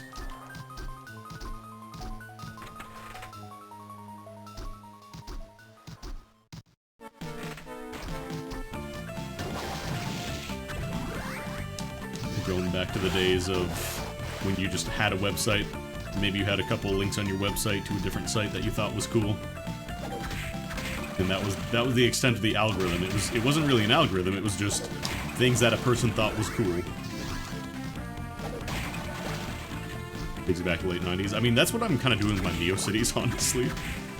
Like, I haven't been fucking around with a text editor or anything fancy like that. Like, no rich texts, no drag and drop things, just all href, br, open bracket, close bracket. It's kind of fun, honestly. It's kind of nice not have to worry about fucking around with, like, you know, PHP, embedding things onto your site and making sure that everything works correctly. It's just, I just got a theme that was freely available. I just modified it a little bit. Probably gonna modify it a little more, play around with it like I was a kid in the 90s again. Copying and pasting HTML code to make sparkles appear on my cursor.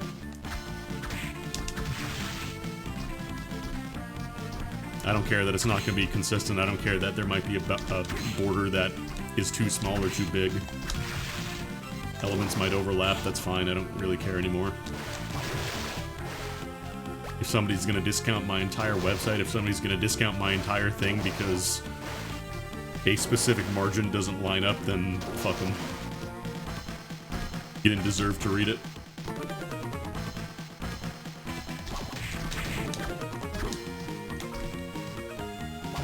You can't handle me at my BR.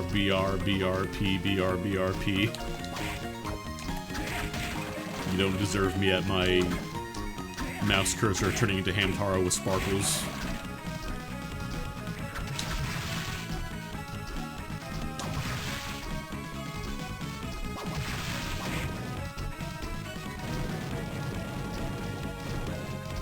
I'm probably gonna regret it when I have to start doing, like, if I ever have to do, like, big sweeping changes to the core backend stuff like nav bars and stuff, but for now, just HTML, nothing else.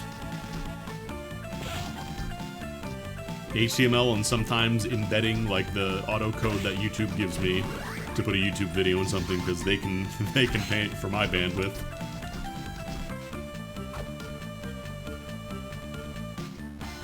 Not that I'm worried about running out of bandwidth on NeoCities. Probably actually be using Student Witch here. Pretty good for these rooms. Kata!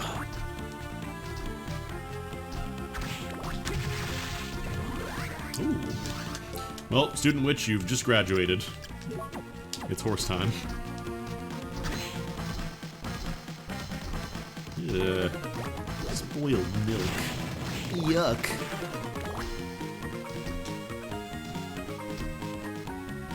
It is a shame that, like, when I was growing up, you only really had GeoCities as an option for web hosting. you had a very limited amount of freedom with like HTML and stuff like that. You didn't have any kind of stuff like that. Free software was pretty limited. So you couldn't fuck around with like video editing or anything kind of like Photoshop. There was no GIMP equivalent.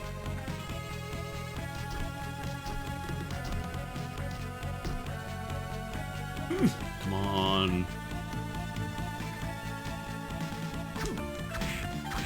They actually do have, I don't remember the site's name, but they have this site that only looks for web pages without JavaScript. Like, it's a search engine that explicitly excludes you from the site if you have JavaScript on it.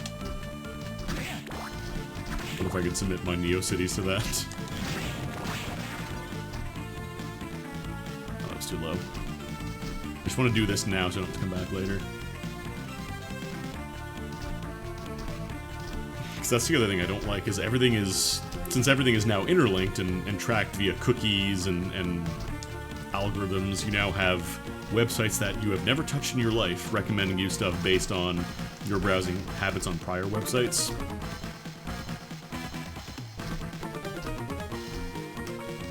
It's basically confirmed at this point that your phone is in fact listening to the stuff you say and using it for marketing.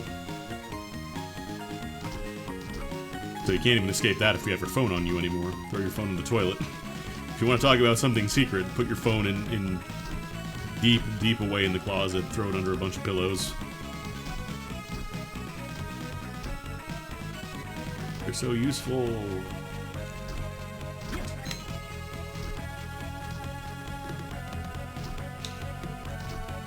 Honestly, I think I just delete my Facebook. I have not used it. It's completely useless at this point. I logged in the other day to check something.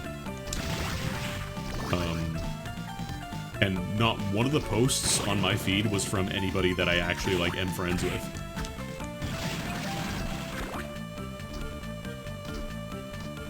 Yeah, PayPal's trying to do some, like, marketing recommendation bullshit. But yeah, Facebook is completely... Which is honestly fine, because most of my friends don't use Facebook anymore. Facebook is a relic.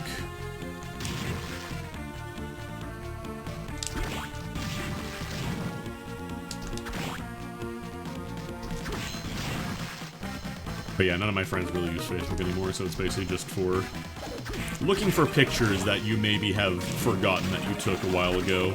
And looking back, being like, man, that was nice. I should probably download these.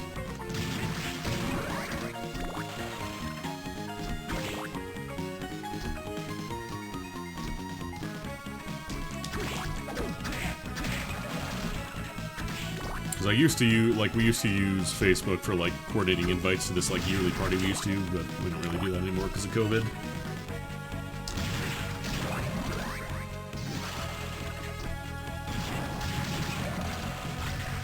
Broadsword. Scimitar is... Oh no, wait, I can't jump cancel Broadsword. I thought it was the Gladius. Never mind. Mach Punch?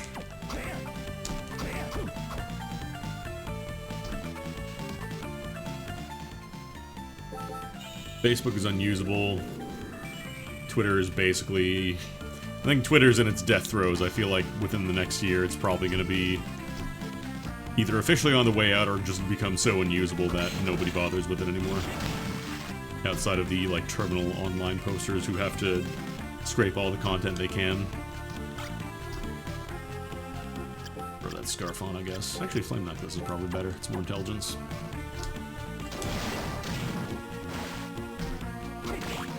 Facebook used to basically be, like, my birthday machine, but nobody even uses it anymore, so what's the point?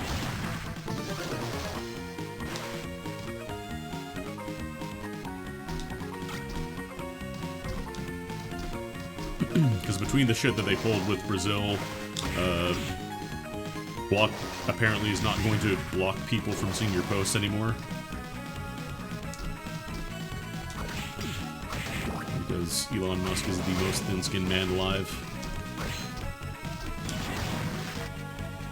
Sucks. I love posting something and having randos tell me that... I love having actual useful responses to my post buried under randos telling me I'm wrong and also bots telling me that there's a pussy in the bio.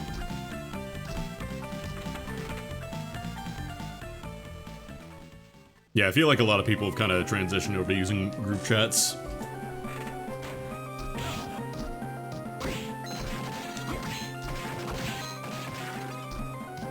It's all a cycle. It all goes back to the cliques you had in high school.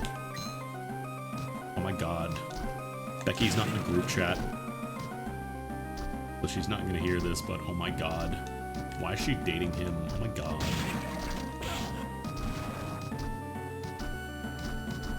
That's right, it's all gonna transition over to transitioning.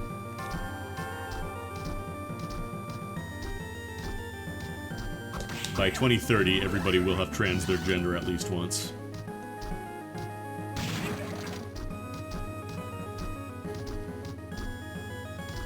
I mean, we can go back to forums, it's just that most people don't want to.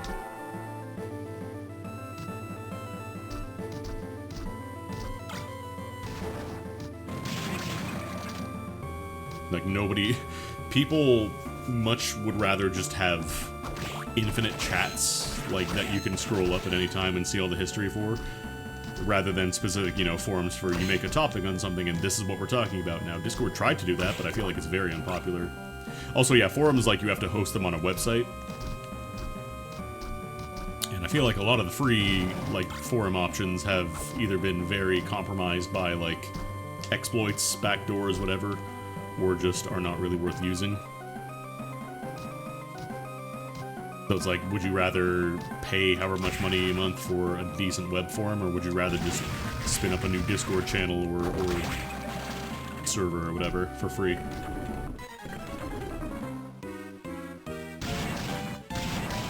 Well, Discord's implementation is basically just a mini channel for that specific topic.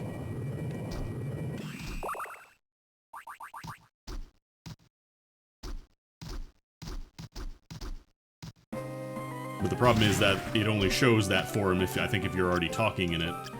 And if it doesn't get any responses for a bit, then it hides the channel from, like, your feed or whatever. I don't know. Skeleton. Come on. Come on. Come on.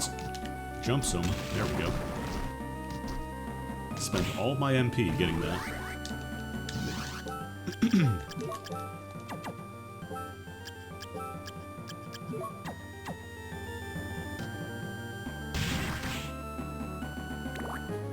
But yeah, I don't see forums ever coming back to prominence like they did in, like, the early to late 2000s.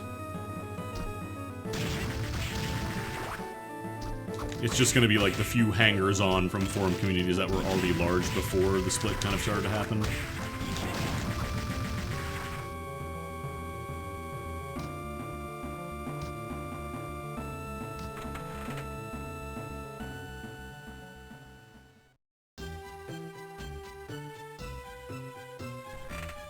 It's also a lot trickier to do, like, I feel like a lot of people have kind of moved their interaction with the internet over to mobile devices like phones and tablets. So it's not like you're sitting down at your desk to compose a post anymore. I'm not going to sit down and scribe my grand post about Danganronpa or whatever. Something awful, it's gonna keep going, I think, until... I don't know. It might just be one of those heat death of the universe things, but the question is, the quality, will that be any good? So I feel like Something Awful's in a weird state where it still exists, but a lot of it is just complete garbage. I think I would trace, like, the exact point when Something Awful started becoming really, like, really shitty. When they implemented the rules that relaxed the... Like, they used to have rules where you had to be, like, pretty good about punctuation and stuff and have to make actual interesting topics. And they kind of changed that to become just post about literally anything. So you got a bunch of people just posting topics saying stuff like, I farted. And it just takes up space on the page and you're knocking other topics out of the running there. So a lot of people, I think, saw that and were just like, why do I even bother then? Why bother making interesting posts here if it's just going to get buried by people saying, haha, I farted, Lamau.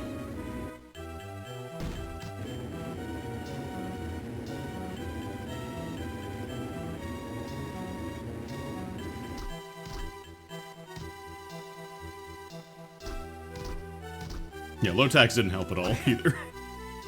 Low tax, you know, assuming we just completely ignore all the stuff that he did, he basically would disappear for months at a time and then show back up like nothing happened and then just decide, I'm changing this, this, and this, and this, and this. And then he would disappear for another 3 months.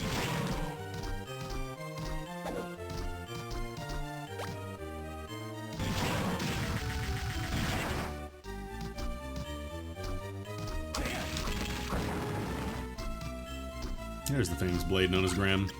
Definitely use that.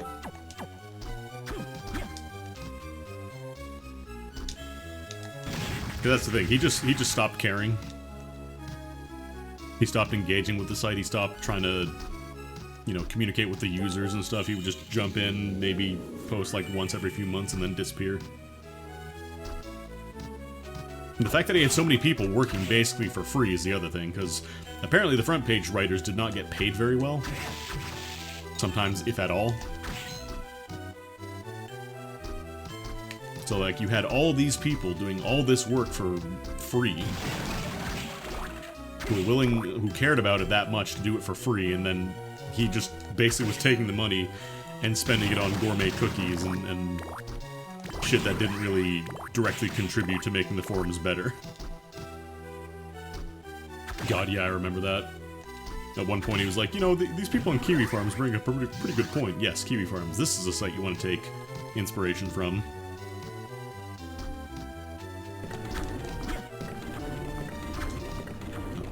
Come on.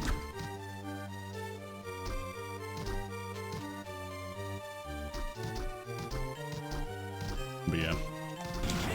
I don't see forums really coming back to prominence. Oh, you're a mimic.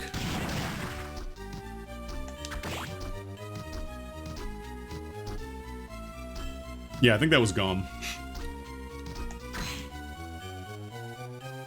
Who was told they were gonna get paid by low tax, and then they did the articles, they were posted on the front page, and then, oh, weird, no money.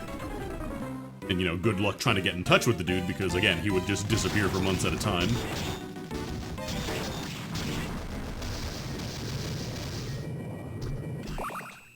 Fucking love the random Ty Tuesday post on his, I think it was like his Steam group, just low tax, saying, hey, when are we gonna play some games again?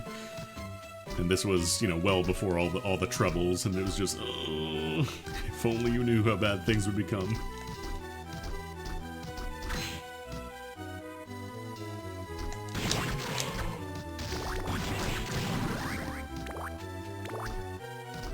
Yeah, I'm pretty sure he was ordering cookies off of, like, Gold Belly, which is, like, super premium, like, $40 a box cookies. I don't actually have any way to grab this. I'm gonna have to come back later. Gotta remember there's a book in the study, at the very bottom. Probably loop back around when I come to do the reservoir.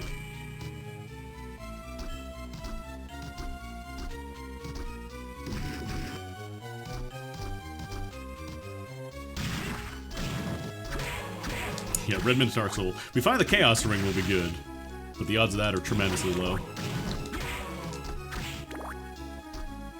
Yeah, he kept bitching and moaning about how, oh, if we don't get enough donations, the site's not gonna live. And then, once Jeffrey took over, it turned out that no, it actually had a lot of money. He was getting plenty to run the site. And he was just spending it all. We were paying for his cookie subscriptions, basically.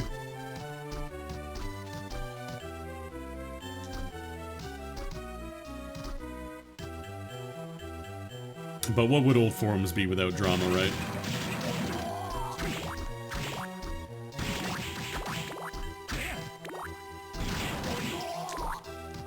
I got this item, right? Pretty sure I did. Yeah, we did. No, it's good tech. We're talking about, well, not really ancient internet. I wouldn't really call something awful ancient. Ancient would be like logging into Usenet or dialing into a BBS.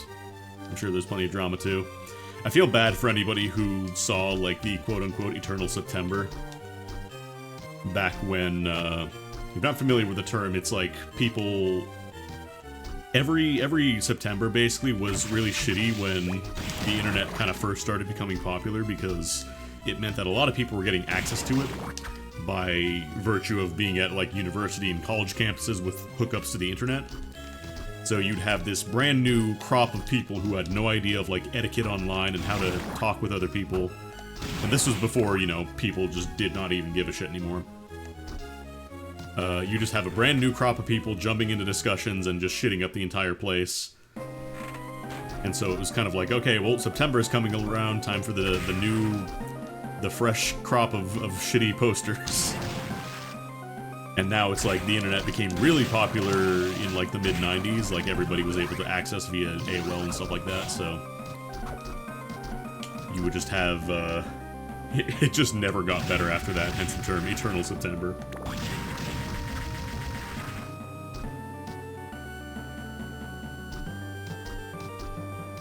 It's not even during summer, it's just like non-stop. I feel like people just do not really care anymore about, like... They'll just say the most horrendous stuff and be like, oh, I was just trolling, I was just shitposting, bro. Is this person a teenager? Is this person in their 30s? You don't know. Could be anything.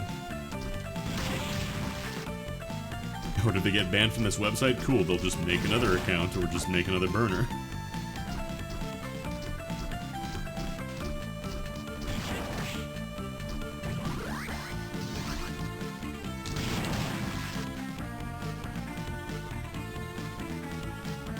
I'm gonna come to your house when you're using the internet. I'm gonna pick up the phone while you're making a very important, I don't know, post or game. You're doing something really important, and it's gonna disconnect you, and you're gonna be very cross with me. Not respecting you, Stro. Oh, is that like a... Is that the can opener bridge situation? Was it like way too small for trucks? But everybody thinks, no, I can handle it. Rip to them, but I'm built different. Oh, yeah.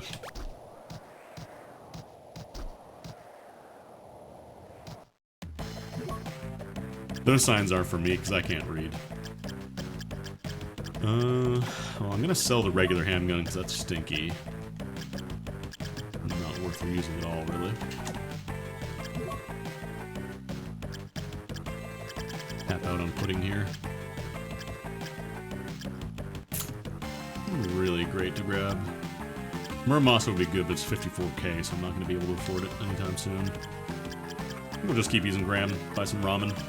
Oh no, I already bought ramen.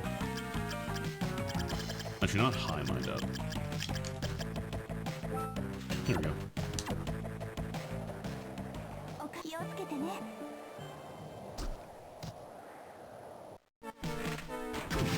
But then I'm also thinking, just going back to what I was saying earlier about keeping offsite backups, like, how permanent are those? Because stuff like CDs and DVDs, disk rot is a thing. Your physical disk can degrade if it's not stored correctly, or even just if it's not a good disk, it can just degrade.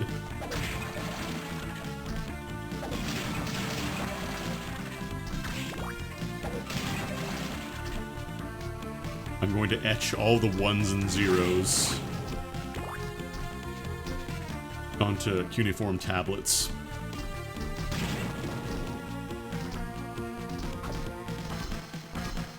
I'm going to tell Ian Asir that he is cringe and should be blocked.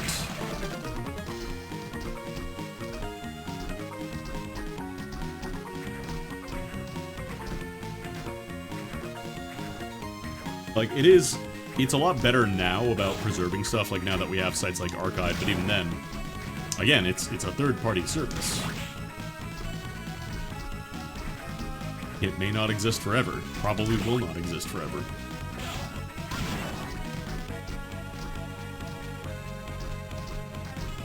Right now, the solution to anything that you might have missed, that might have gone offline, is just, oh yeah, go in the Wayback Machine, you'll probably find it.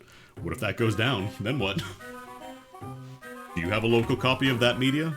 Of that thing? We can't store everything because that is an inordinate amount of storage space to expect.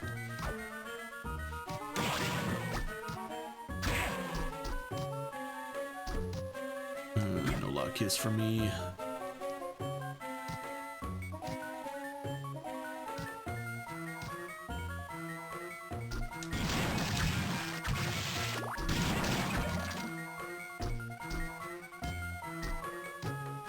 Like, I would love if my old hard drive, I'm pretty sure it is just dead, I'm pretty sure my brother killed it when he tried to download Jurassic Park 3. It was a hard drive that had, I think, like 2 gigs of storage. This was back in, like, 1996. I think it had, like, 2 gigs of storage. And he tried to download the full movie of Jurassic Park 3 from, like, Kazaa or something. And, this kills the computer, as it turns out.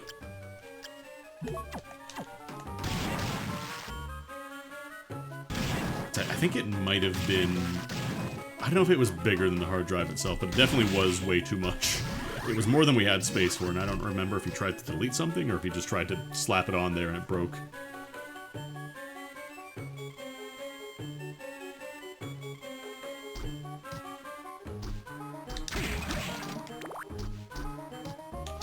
The entire movie on a hard drive. Well, they're pretty big, but they're extinct, so they shouldn't take up that much space. All they got left is bones. Speaking of bones, Creaking Skull. Speaking of Creaking Skull, play Tsukihime.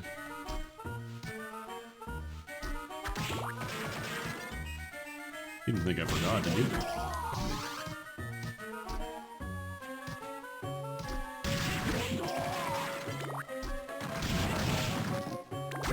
Maybe someday, you know, 10 years down the line, somebody will find this VOD and just be confused as to what the fuck I'm talking about. Because we will have found a way to preserve absolutely everything online.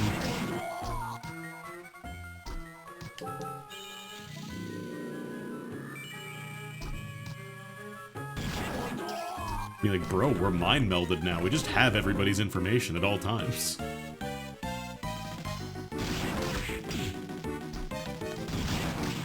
In which case, egg on my face.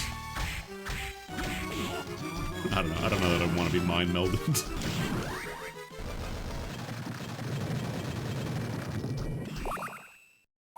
I don't think I'd want to share a consciousness with somebody. I like having my head that only I get to access. My own personal off-site backup.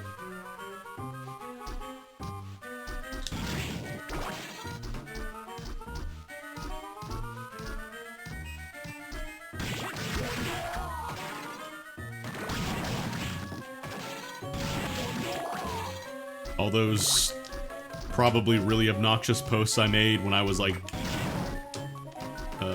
9 on Free Zone chat room. Who remembers? Anybody here was on Free Zone? It was like a chat site for kids. I was probably really annoying in the chat rooms. I'm pretty sure I was one of those like, press 1, 2, 3 if you want to chat, and I would do this every few minutes.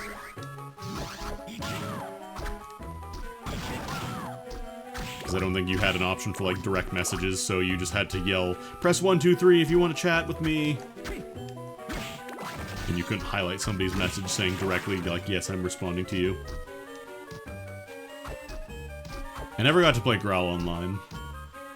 I think they'd move over to like a paid service by the time I learned about it.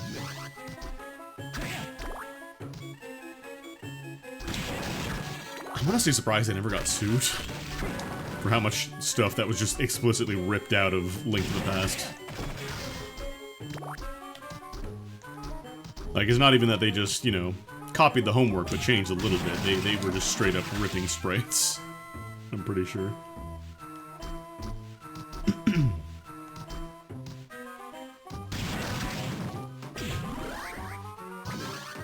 €40 for a month or 3 of playing Growl? Really? Do people still play that game? I mean, I guess dress for the job you want. If you think people are gonna pay €40, I guess, but I'm gonna go here to reset the Gorgon. It's got a free version. Oh god, I thankfully never got into playing games on Facebook. Even when Facebook was still, like, very early, as soon as those games started showing up, we'd be like, oh yeah, just spam this to all your friends to get goodies in the game. I was like, yeah, I'm never touching this. And I was correct to do so.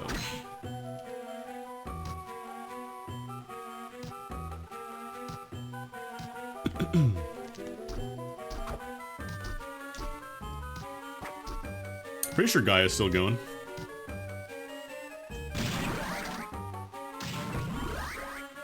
Another one of the holdouts from, like, forums. Gaia was kind of weird, because it was, like... It was forums with a game attached to it. Like, you could get costumes and currency and stuff, from what I recall. I never got into Gaia, but...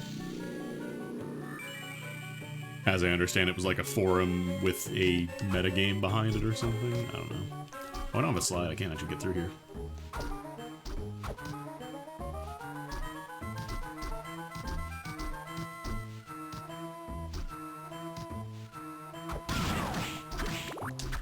It's actually funny, I looked back on, I installed MapleStory yesterday to make a shitpost.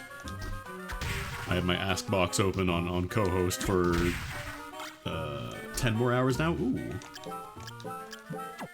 And somebody asked, like, what was it like being Goku on Cohost? And then I logged into my MapleStory account, which I have the username Goku on. And my god, that game is so fucking bloated with pay-to-win stuff now.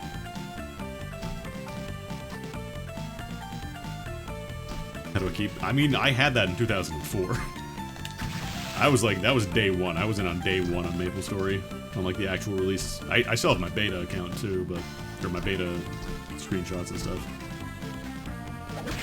Yeah, I was there day one, minute one.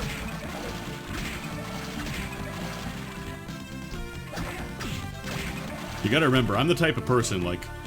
When I did those Flash streams a while back with the Flash games... I still have screenshots of my desktop from that time. I still have my 2004 era Andy desktop with my Half-Life shortcut and my custom, you know, black and green theme to make it look cool. Do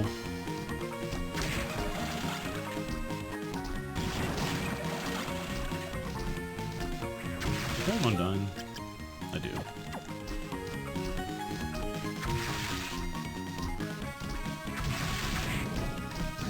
I was also, I think I have like a really, I think I have like a 5-digit Steam ID, because that was also a day one thing for me. Pretty sure it was the very first day you could have logged in, I got it.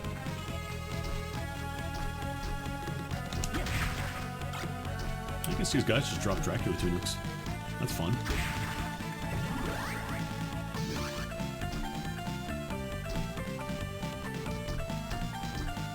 I've never had a computer outright fail.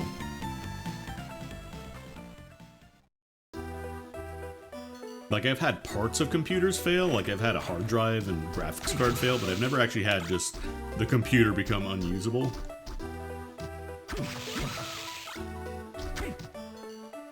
Notwithstanding the Jurassic Park incident, but that was my brother's fault, not me. He did something. That was not the computer failing of its own volition. Actually, I wonder.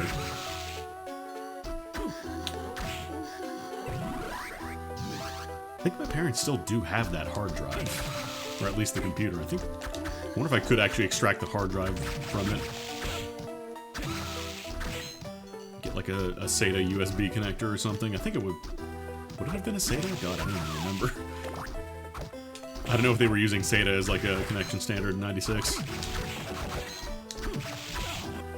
I would love to be able to go on there. I think I even had a fucking RPG Maker 2000 game on there. The Don Miguel translated one. Sorry, I say RPG Maker 2000 game. I mean the beginnings of one, because let's be honest. Every child who had RPG Maker, like, started a project of doing their own game and never finished it.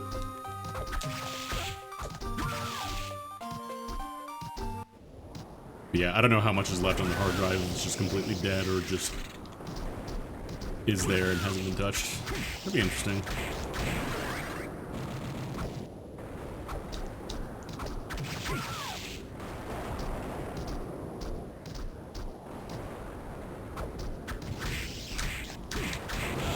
God, the disc armors keep snapping me from the back. They keep catching me. Yeah, I'm gonna get a copy of... a shitty copy of Jurassic Park 3 downloaded from Kazaa. It's not even complete, so I can't watch it.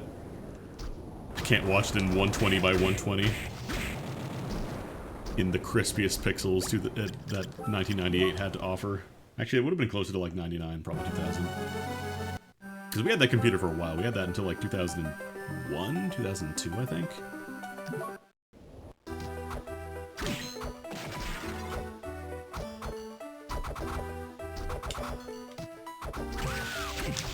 Keep my computers for a while thinking about it. Like, the shortest I ever had a computer was 4 years, was because I bought one in 2004 and then I bought another one off my friend in 2008. Or, no, that would have been 2009, actually, so that would have been 5 years. So I remember that was the end of college and wanted to get rid of that computer. And I didn't really have... Put it this way, my old computer sounded like a jet engine, like my computer from 2004. I think I've showed pictures of it before where it had like these god-awful, like, pre-made molded plastic pieces inside, and it made it a huge pain in the ass to replace or remove anything. But that shit ran like a jet engine when it was fully spun up. Like, you could hear it from multiple rooms away when it was fully spun up.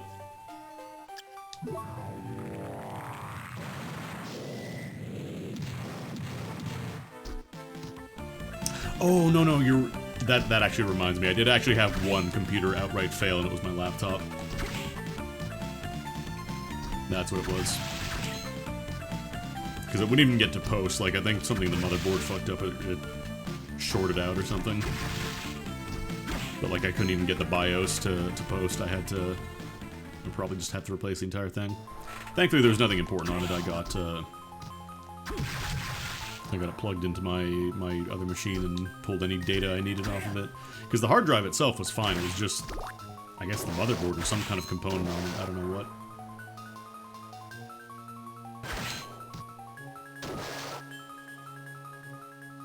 Actually, yeah, I was gonna say I have Kicking Skeleton. Why am I going this way?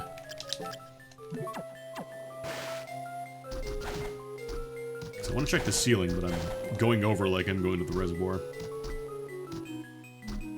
Well, I do remember we had zip disks. Who remembers zip disks? Wait, did I not go far enough? Oh man, it's so over. I think the old digits are still tracked. I think they may have changed the way they save them. I think they may have switched over to a new one, but my original one was 5 digits.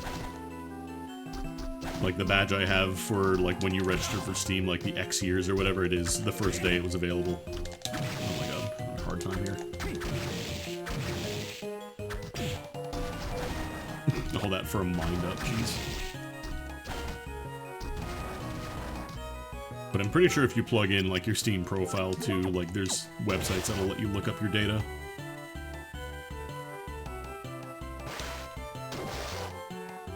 We never did like tape. We didn't do like proper backups.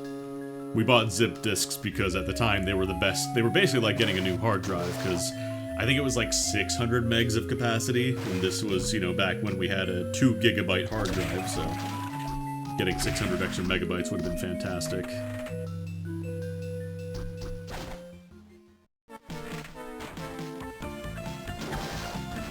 But yeah, zip disks, we had the click of death with every single one we tried, and so we just decided, fuck this.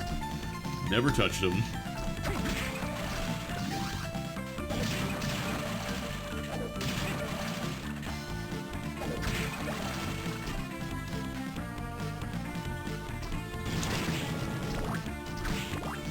I do wonder what all the people I used to, you know, be on AIM with, to a lesser extent the people in like random chat rooms I interacted with here and there. What are they up to now?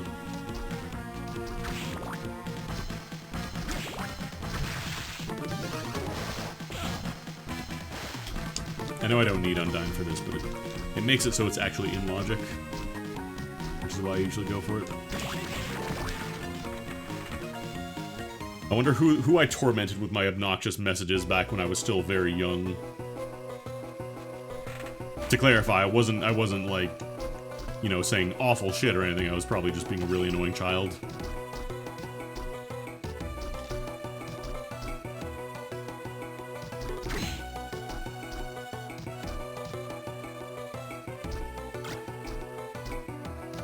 Online friend just suddenly came back, said I passed the Washington bar, then left.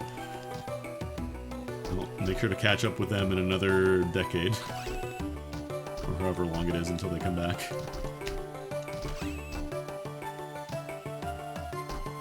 You just send them a message. You're like, I need representation.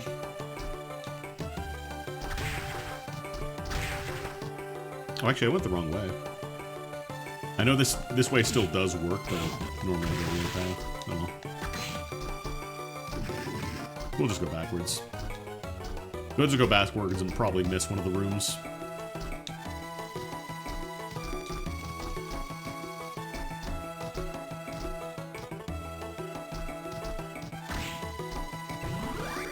Okay, there's giant bats, so we can actually get the item in the study now. Or we can just take the long way around to the reservoir. Contact with Alaska's low-tax tide. That's still pretty recent.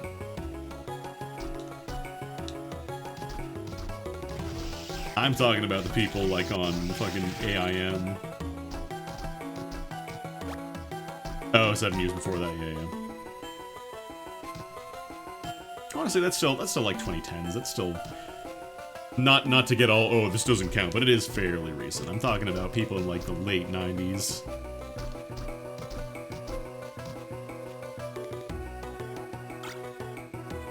What are you using for an accessory flame necklace? Let's switch to black belt.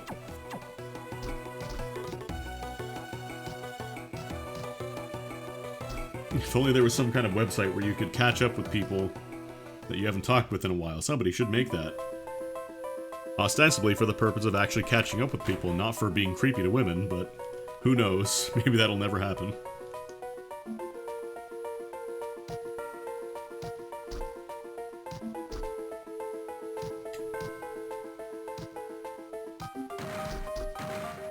It's always a cycle.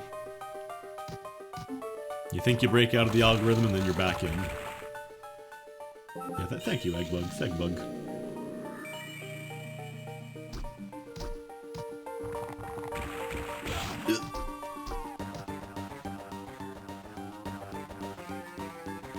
Yeah, my Facebook is still a funny picture of a spoon with a smiley face that I took in Japan from, like, 2010?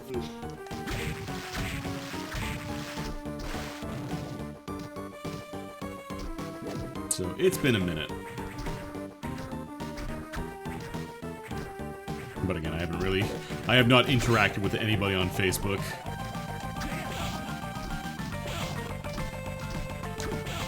My nephew got an iPad for his birthday, and he's like, "Okay, so you're gonna add me on Messenger, or not Messenger, on FaceTime, right?" Like, homie, I'm never entering the Apple ecosystem as long as I can live.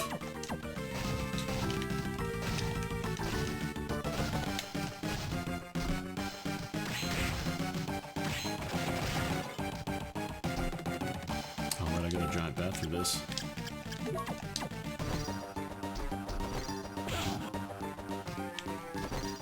Yeah, we got a real late Black Panther this time.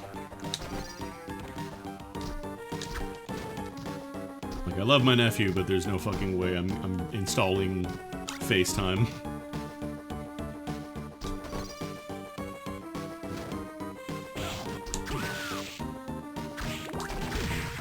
I want to be as disconnected as possible. I do not want to be emboldened to be online constantly again.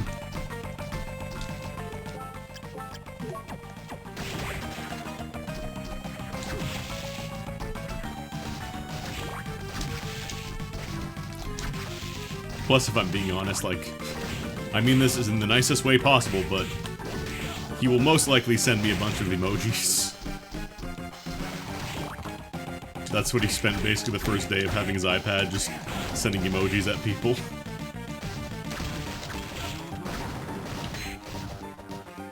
Like, I'm pretty sure he just found people he had interacted with at all and was like, okay, I need their contact information. He was asking my sister. And then just sending them, like, wrestling emojis and stuff, which, you know, it's cute, but...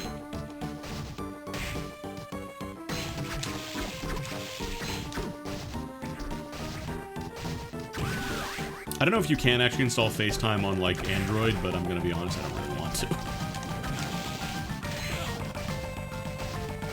Like, it's a good lesson for him, I think.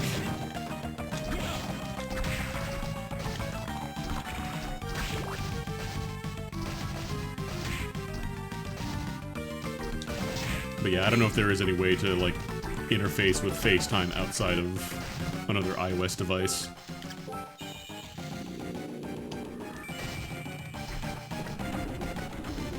But yeah, it's a good lesson for him because I don't want to teach him that I'm just going to be available at any time. I want him to learn that you gotta give people a little bit of space here and there, you know?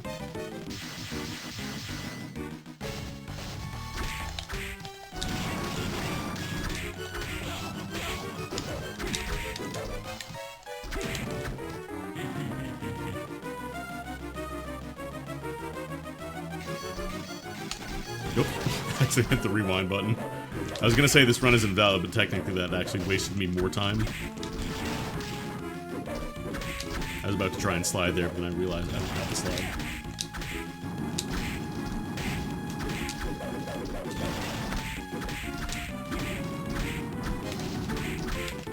I'm gonna give my nephew a copy of IRC and be like, here's my contact information. If you can figure it out, congratulations, you have an open line to me.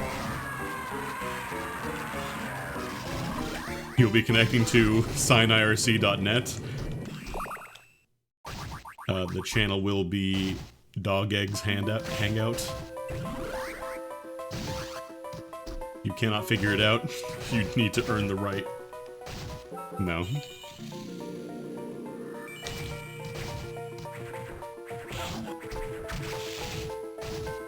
Well, Mivit was just a front line for... It was just a front end for IRC. Right?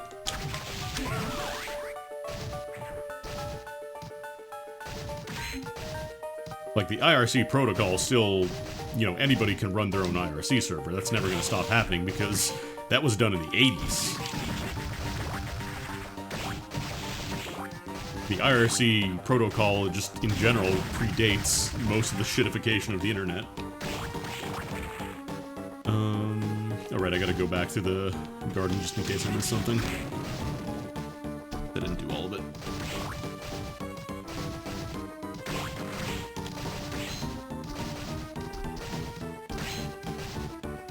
I imagine IRC these days is mostly used for piracy.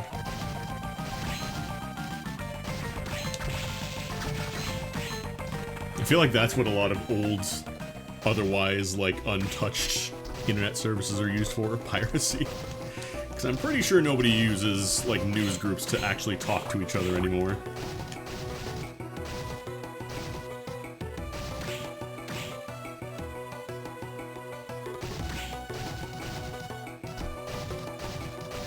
Maybe there's like some weird outlier community that still uses news groups, but I'm talking about like just general use things and not like maybe a little tiny hobbyist thing.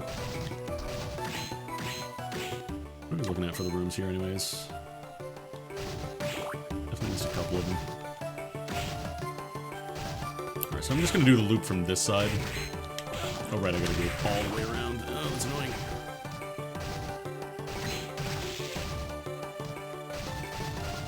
Like, Discord is absolutely easy to use, I will 100% concede that, but I got that item right. Yeah, I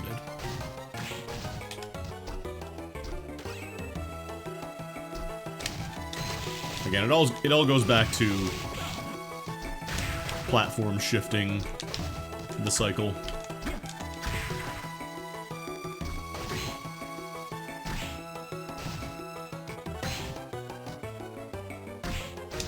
Very few things last forever.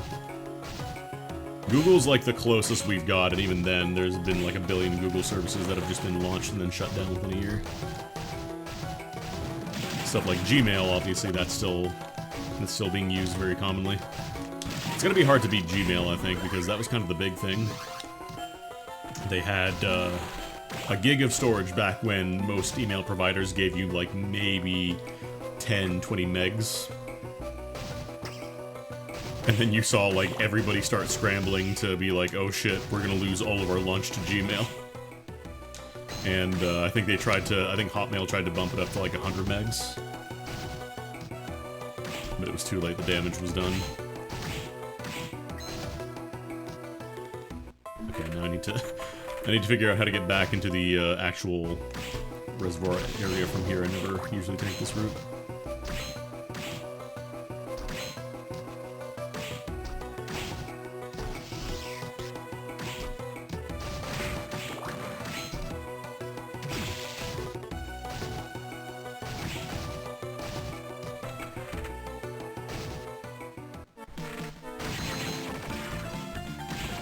God, that was such a huge deal.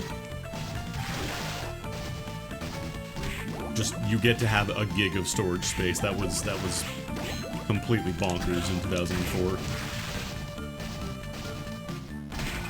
I remember people, like, writing programs to try and use Google as, like, a file storage service. Like, they basically just, like, you would send messages to yourself and it would split up the attachment into however many attachments were needed based on the file size. And then they just gave you a drive anyway, so people just started using that. Nightmare.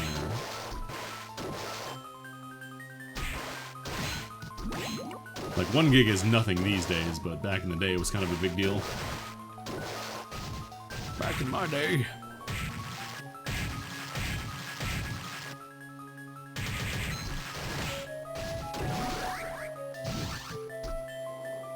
People really don't know what they have, what we had to deal with.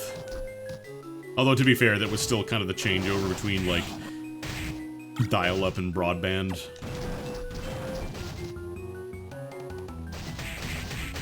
Like, 2004, most people were starting to move over to, like, cable or broadband providers, but it was still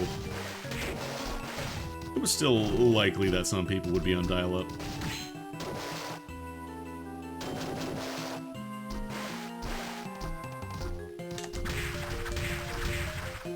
God, I remember the joke on The Simpsons where, like, the comic book guy is talking about his plans for the internet because he goes to Homer's internet company.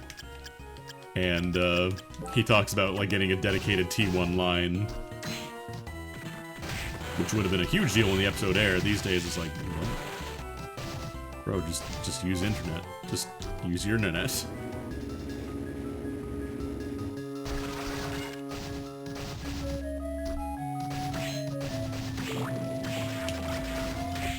I still don't have slide.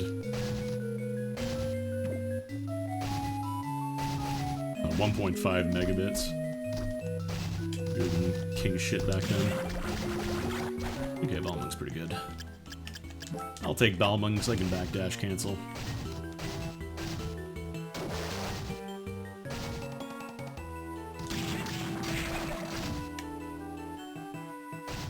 $300 of God's own megabytes.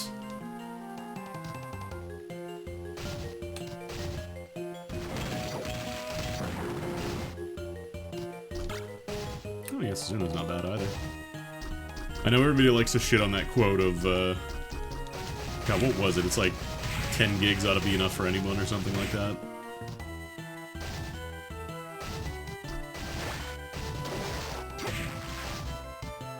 To be fair, though, games are fucking ballooning in size now.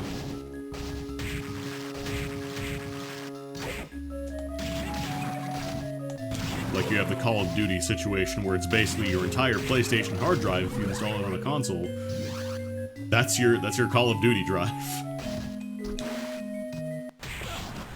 never actually had a Mimic here, I think.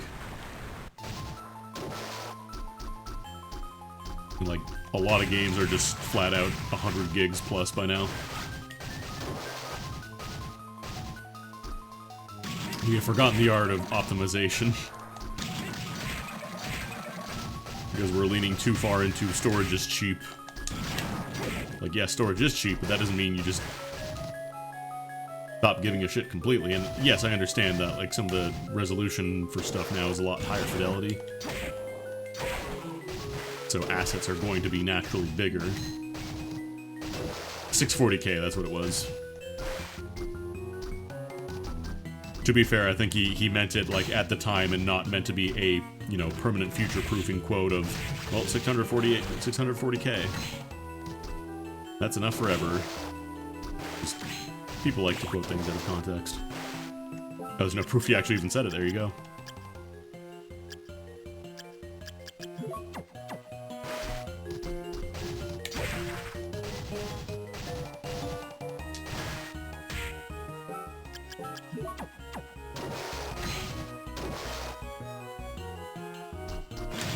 The internet is old and unknowable and keeps changing and will continue to change.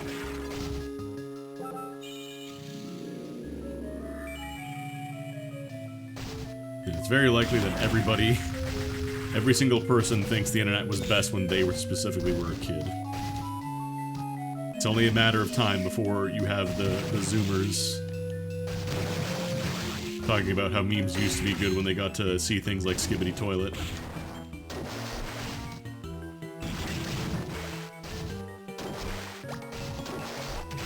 It's only a matter of time.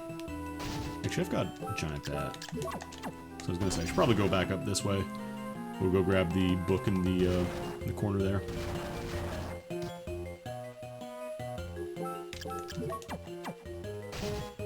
Oh, Skibbity Toilet, that was my grandfather's favorite meme when he was a kid. Is it even a meme? I don't think you really know you could call it a meme.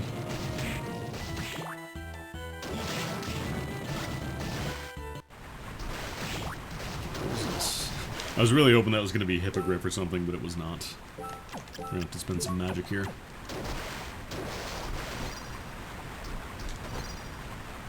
But at least I have Rune Ring, so it'll recover pretty quickly.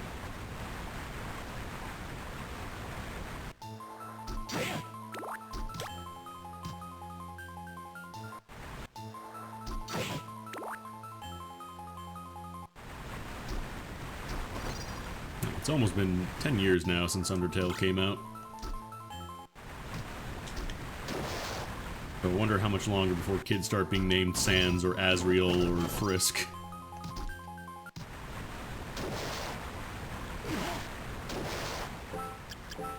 If it doesn't already exist. God, probably does already exist, actually.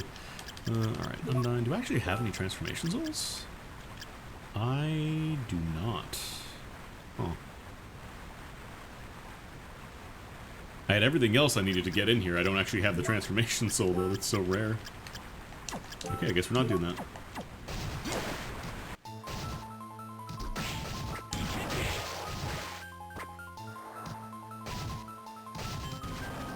Yeah, I'm gonna miss Cohost. It's a good site.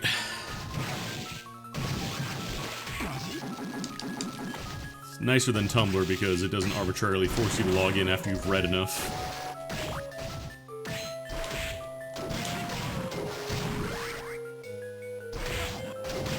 I definitely think a lot of people have kind of been inspired to not move off of social media entirely, but be, like, less social media based in their online presence. And, like, how they share things and how they archive their stuff. I've seen a lot of websites fold, or a lot of services just stop working, but, like, Cohost is one of the few that I really kind of felt bad about. It's not like Skype where I use it a lot, but like the writing was very much on the wall and it was just the shittiest product to use by the end. It was so bad. At the very least, Cohost will end on a high note.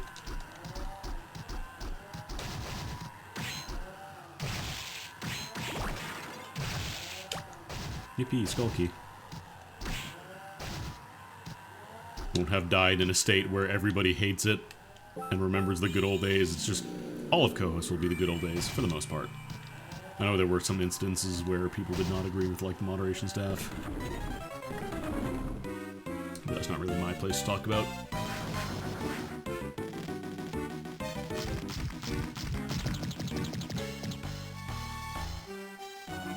You can co-host it.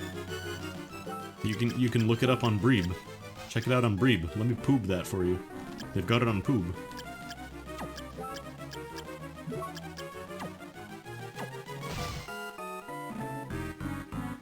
I would be using Gladiator here, except it doesn't hit the top half.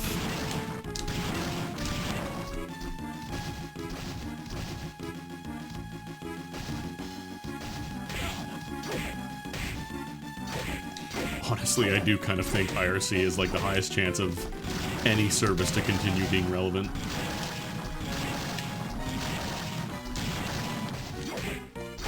Because I want to say people used it during the Cold War. Like, as a way to send transmissions that weren't going to be intercepted by the government or whatever. Like, you just connect to a specific IRC server. Get news out.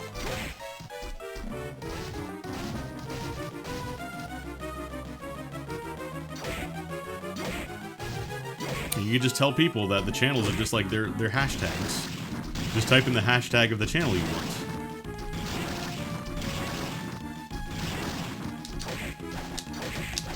I'm gonna do some backflip loops here.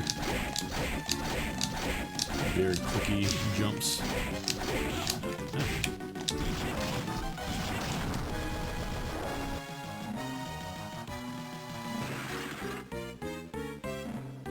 Pound the ground. Yum.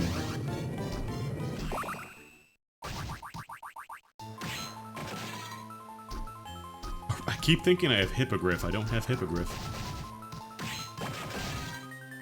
God, am I really gonna have to go the long way around to the study because I don't have a transformation soul?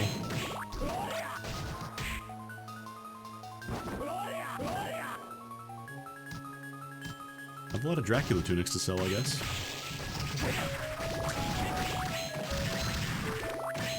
Kill every Ripper. Oh, man. Gold plate sells for a good chunk.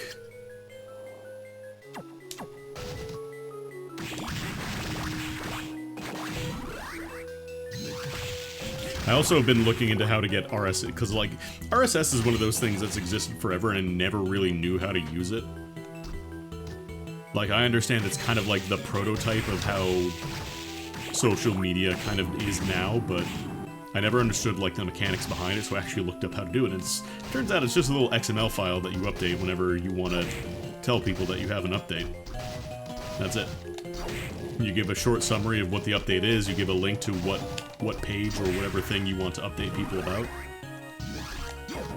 And that's it. Your RSS feeder will do the rest.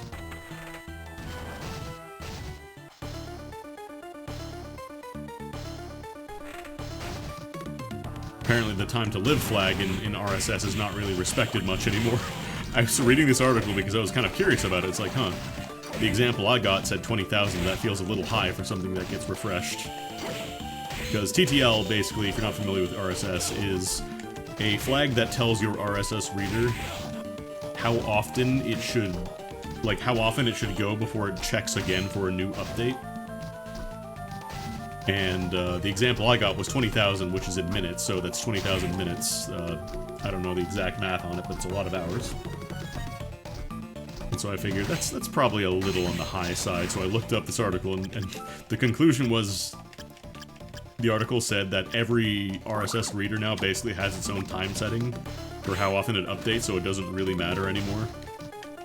Which is funny. Oh, I forgot this part.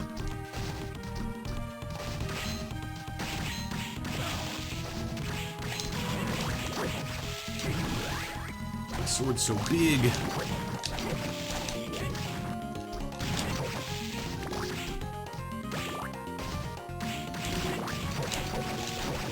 Problem is now I gotta convince all my friends that are doing their own little NeoCities site to also set up an RSS.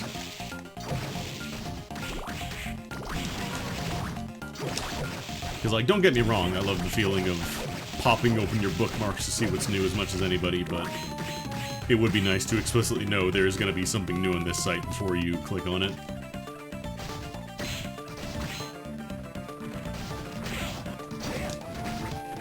Or at least something significant enough that the owner of the site feels it is necessary to update the RSS.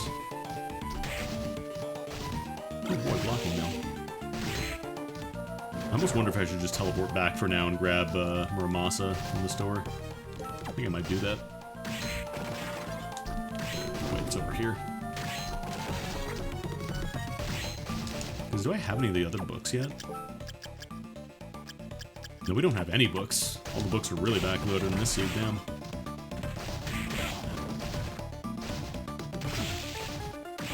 Actually, I don't even think an RSS has to be an XML file. Does it have to be an XML? I thought it could just be any text document that is formatted correctly for RSS. I think RSS feeders will pick up on it. I think. Do not quote me on that. I am not a web design. I'm not a web designer. Let's sell off some of these Dracula tunics. Sell off the gold armor. Sell 2 of them because I need 1 for myself. Everything is not very good. I'll sell the blocking mail too. I don't want to rely on RNG. Dracula tunic is good enough that I don't really need to worry too much about that. Actually, did you get anything better? I don't know, death robe is an option.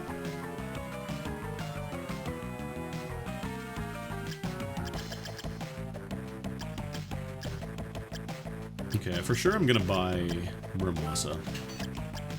I think we have enough for the death robe. Yeah, I'm gonna do that. Because weapon-wise, that'll pretty much set us up for the rest of the game. Got a lot of S-stocks down. And we'll just buy some healing. I didn't sell the Muramasa, did I? I don't think I did. Buy a couple mind-ups. Capped out on ramen. Buy some cream soma. Okay, healing we are absolutely good. Okay, no, I didn't sell it. Good.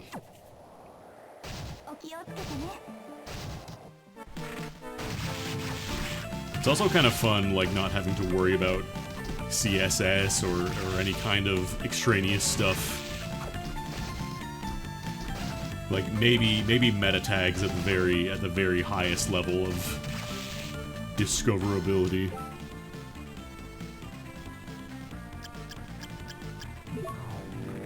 People even still bother with meta tags if it's even useful. I remember when, like, SEO stuff started to kind of pop off. People just started clogging meta tags with every single fucking keyword, and it kind of completely destroyed the purpose of having a meta tag in the first place.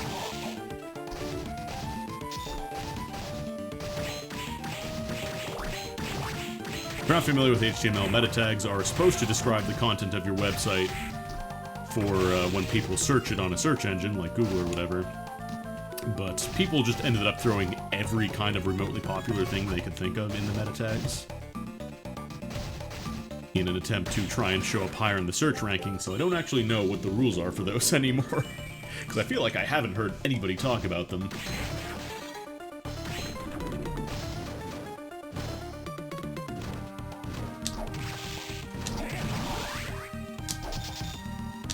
Multi-hits, I love you. I love you for breaking balls. Okay, nothing there. It's kind of like how on YouTube people would just fill their description with every single thing. They would also do this thing where they said, these words have nothing to do with the video, blah blah blah, you know, Fortnite, Minecraft, blah blah blah.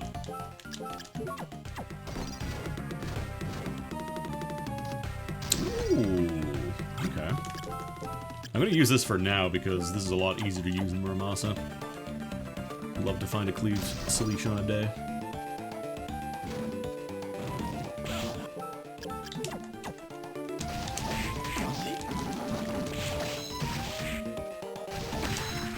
No.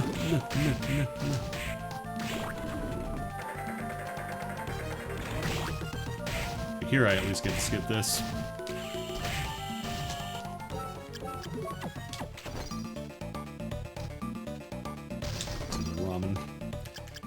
Might as well slam that down, that way I don't have to go back up to heal before Balor. Because with Cleave Salish and, you know, Dracula Tunic and all that... Actually, no, we have Death Robe, don't we? We never equipped that. We bought it, and we never actually equipped it, because I'm smart and genius.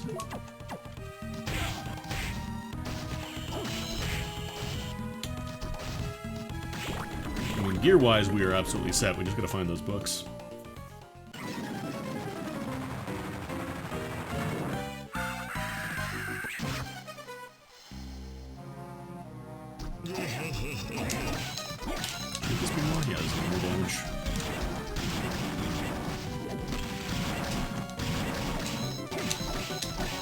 Jump cancel, greatsword, I love you.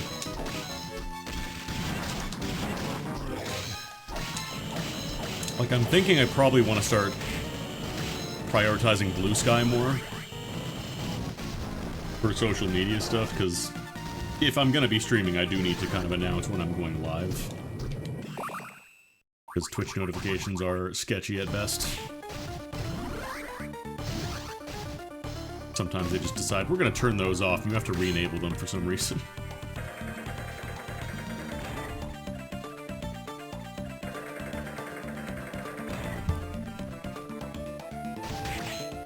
I will sell a little light that you can put in your house.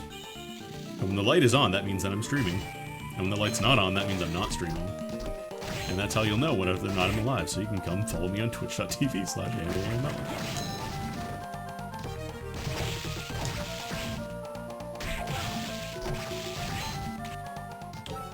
The one thing I will say with Blue Sky versus Twitter, I am absolutely, like, curating the fuck out of it from the beginning.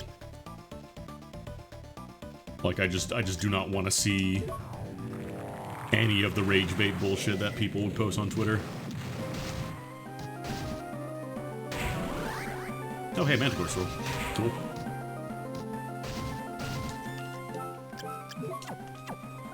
I am absolutely done with that. I don't need to see if you're gonna be the person that, quote, retweets or screenshots somebody to dunk on them, then I do not need to follow you.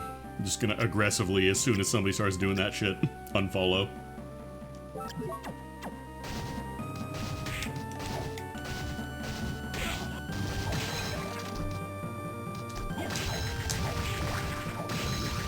Actually, is that... Probably check and see what this is. Okay, that's Persephone. Yeah, Persephone. I don't even have Persephone. Like, I could go do... the, what's it called? Maybe I should just come around from the other side, because I can do the Forbidden Area now. Maybe I'll just do that, actually. Do the lap and grab the checks there.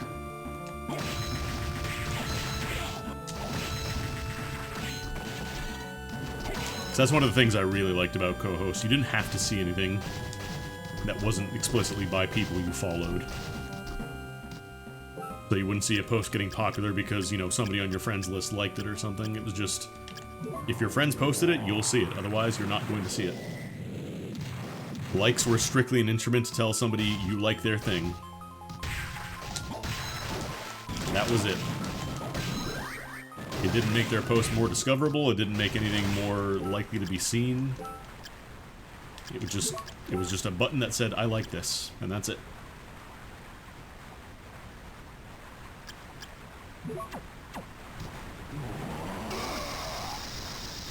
Technically this shouldn't be in logic, because I don't actually...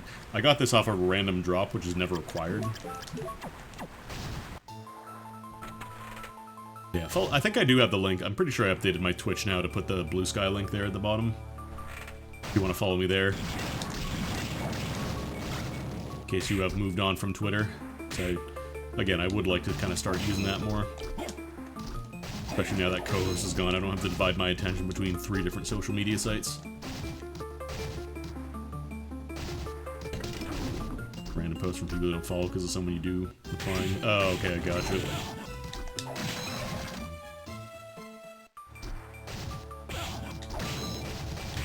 Well, we'll see how it shakes out. Again, I don't have as high of hopes for Blue Sky as I did for Cohost. In terms of, like, usability, not in terms of, like, profitability or whatever.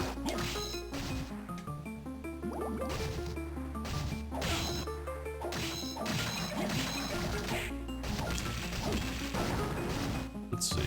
Oh, I could have gotten a free one, damn. That would have actually been really nice to get. Actually, no, there's not really much else to buy. Yeah, right now it's kind of like Twitter about, like, 6-7 years ago. That's kind of what it feels like. The question is, will it be like Twitter now in 6 or 7 years? I refuse to call it X. I'm not calling it X.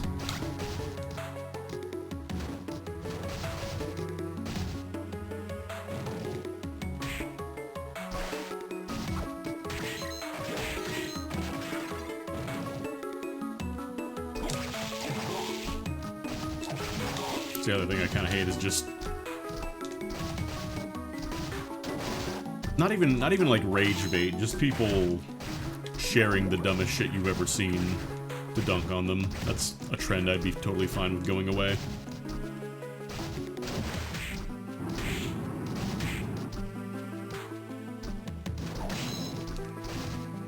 Actually, I don't know if this would be faster. Oh yeah, no, there's a teleport up here. We're fine. Still very funny that I haven't gotten the slide. Oh, I can check the ceiling in servants' quarters too. Actually, wait a minute. I never did the other half of servants' quarters. Why didn't I do that? That's probably why I'm missing the slide. Do I have Chronomage though? No. I guess I just... Oh, you know what it was? I did the upper balcony area. I did the outdoor spot. And then I immediately peaced out for some reason. I don't know why I did that.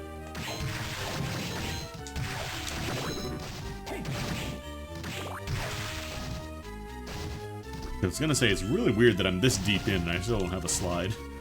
It's not impossible, but I don't know that the giant that small area thing is required for logic, you know?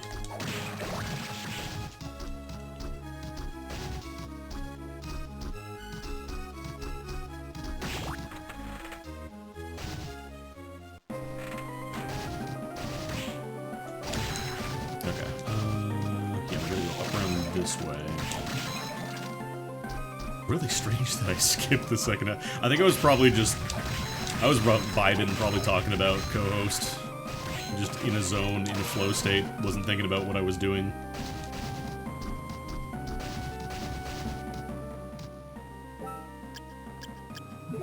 Normally I focus pretty hard on the game when I stream, but sometimes... I guess with this game specifically, because I know it so well, I kind of just enter a zone-out state.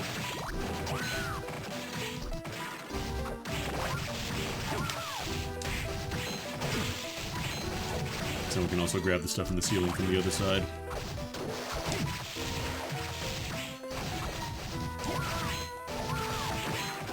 Yeah, we went up there and then just skipped Headhunter. I don't know why. Head full of egg bug. God, what a good mascot too.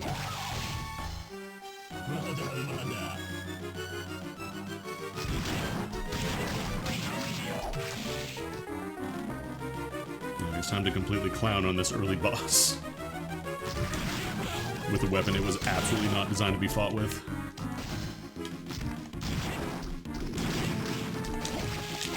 We're still doing 100 damage with poison. This kills the Headhunter. I don't even need to pick that up, I just figured cure the poison. Alright, so we can't do Chronomage Room. Honestly, I probably should have just gone for top floor, but I wanted to get these checks out of the way. Oh, nice. Galimoth is right here. Never mind, I was correct.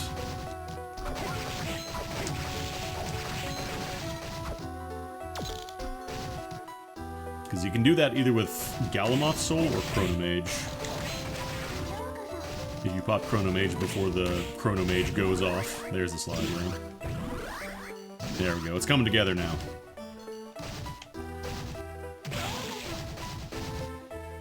Eventually, once I have, like, my Neo Cities site in a state I'm kind of happy with, I'll probably, like, start kind of posting that publicly. As a zone you can visit if you want to see me ramble about stuff. I have my Ask Libra post from Cohost over there, but that's kind of it. I don't know if there's any other big posts from Cohost I want to transfer over, really. Maybe the one about Furuhata Ninzaburo. The Japanese Columbo show that is not the show about the guy pretending to be Columbo. Actually, I think we might be good. This is... I want to say that's... Kainazo? Works on... Oh no, this is Uppercut. This is Were Tiger.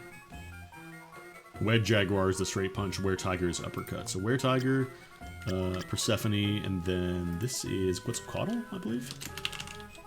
Yeah, Quetzalcoatl, Persephone, and Were Tiger. Alright, got Were Tiger.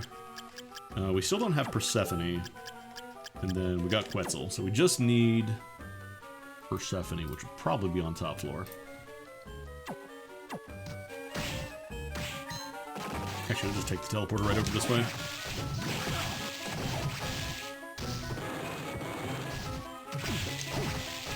I'm trying to think if there's anything else I could have missed here. Is there a blue soul anywhere? I'm trying to remember if there was... I don't think it was in the little top area where you can do the... like the staircase jump early. I don't remember seeing blue soul there. Let's do top floor first. We'll see if we need to.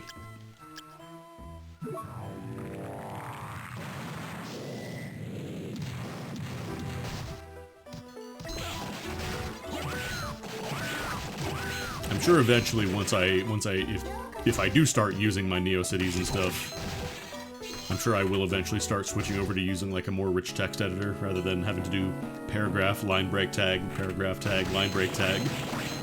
I'm sure I will eventually start doing that. I think they even have tools actually that let you just kind of paste them in from like Word or something. Or I'm sure somebody's done a nice little freeware editor.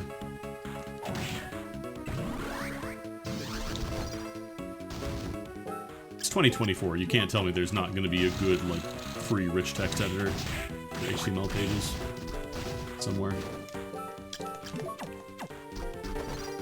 Otherwise I'll have to break out my copy of Microsoft Front Page.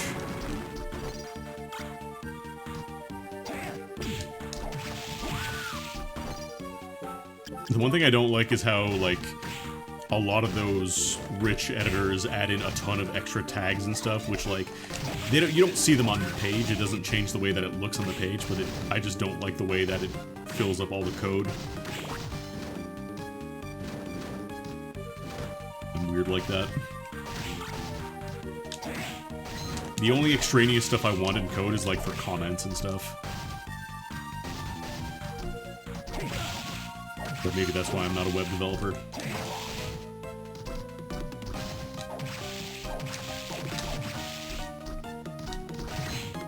Of course, now it's kind of like, what specific facet of web development are you working with? Because it's not just... It's rarely about just coding HTML specifically anymore. It's like, you know, what specific subsets of HTML or web development are you working with? Like, you're doing JavaScript? Are you doing CSS? Are you doing... Yeah, exactly, like CMS, content management stuff.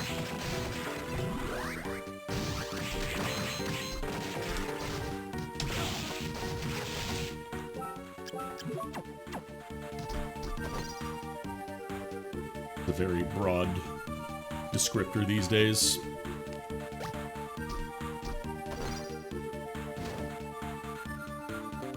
Really hope there's a Persephone up here.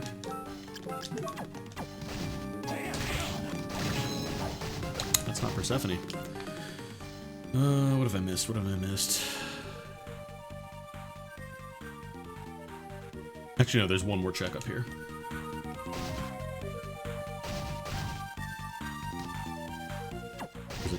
Is it this room? Oh no, it is higher up. So this is the save room, then the last one before the Graham fight. On the right side, there's a check.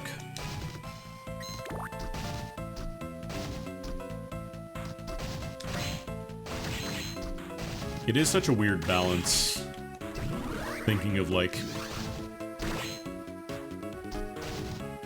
you know, you want people to see your stuff, but at the same time, it's not like you just want to have it blow up, or maybe you do want to have it blow up everywhere, but, like,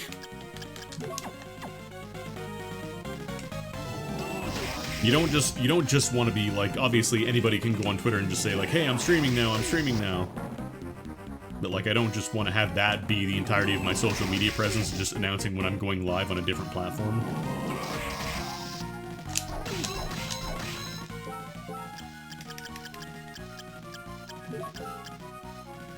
I want to be more multifaceted. Why I want to kind of do more written stuff, maybe start doing videos. I know I say this like every time, but it's the truth.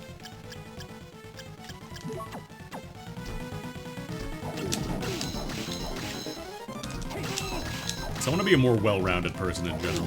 I feel like I'm kind of limited in terms of my knowledge of stuff.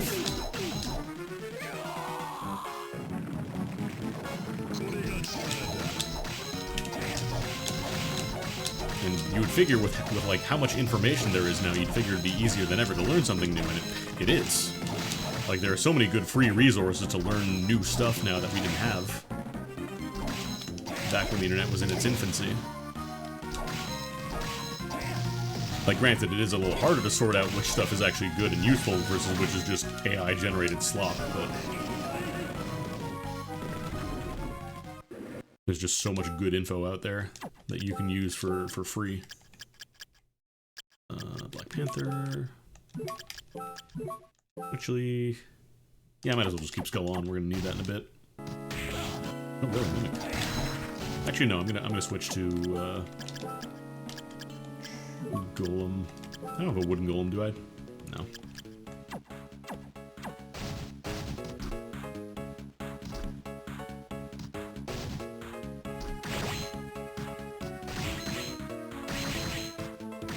That's another thing I have to do is just sit the fuck down with my tablet and actually grind out stuff, just do things. Not even necessarily exercise, just using it, just trying to do things. I keep getting discouraged, I do something and it doesn't feel right, and it's like, of course it doesn't feel right, because you don't know how to do it yet. Because you haven't done it yet, you don't have a semblance of what is right.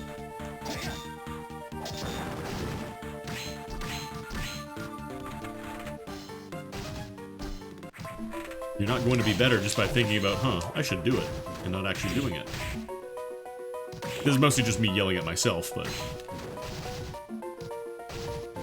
it's not that I want to become, you know, a professional illustrator or anything like that. It's one of those things that I've always been historically bad. And it's not that I want to become, you know, technically an incredible artist or anything like that, but I would like to be able to draw things and not have to explain to people what they are.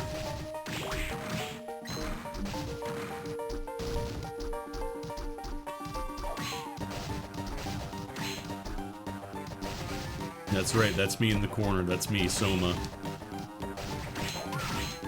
Soma Skittles. I don't have Hippogriff. But just so I could do, like, even just little shit posts in somebody else's chat. You know, watching a friend of mine doing a stream, or watching somebody streaming. And be like, huh, that'd be funny to see as a drawing, and then I could do it. And then it would be fun, and it'd be like, wow, Andy, that's cool. You're a more well-rounded person, and I'd be like, yeah, that's cool, I like doing it, I like learning. I feel like there's been a lot of good VTuber applications that aren't just, you know, making a technically competent model.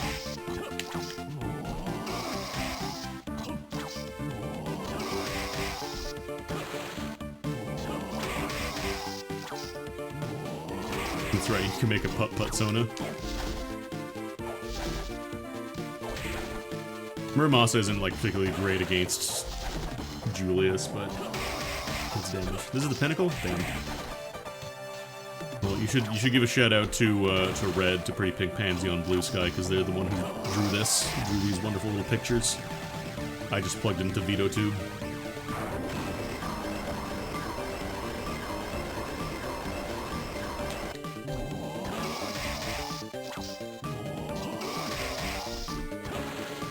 Best way to fight Julius remains scream at him and then transform into a demon of some kind. Yeah, I wasn't a fan of the Dawn redesign. He got some better designs in, like, Grimoire of Sorrow and the other, I think there was another, like, mobile game, but it's a mobile game. I ain't touching that. Alright, now we're actually gonna need Skulla.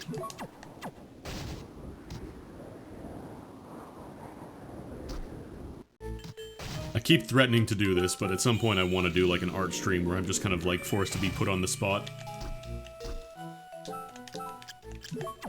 And, like, just be like, here, give me stuff to draw, and that way I'm kind of, like, forced to do it. I can't just be like, oh, I don't want to do that. Because then it'll be embarrassing online, and I'll get a clip. And somebody will clip it and be like, this guy didn't even draw something he said he was going to draw. That's cringe. This is gonna be Hippogriff, right? There we go.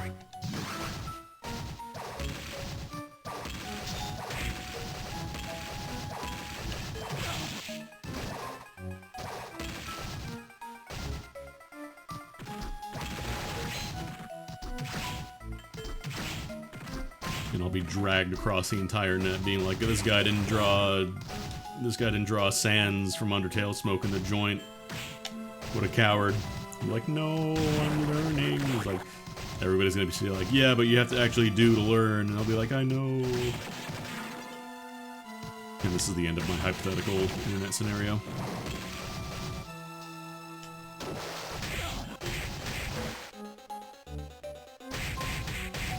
Definitely not a great time on this seat, but we got a pretty late Black Panther. Got a pretty late Black Panther, and also I was just kind of in the ramble zone.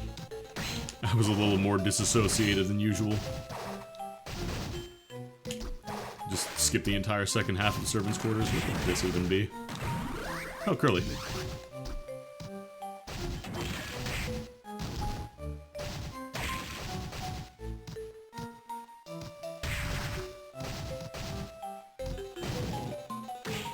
I guess what I'm saying is just, if you think something might be cool, try it. Try learning it. And actually do it. Don't just say you want to do it and then not do it. Again, this is mostly advice for myself, but just do it. Unironically, Shia LaBeouf, just do it.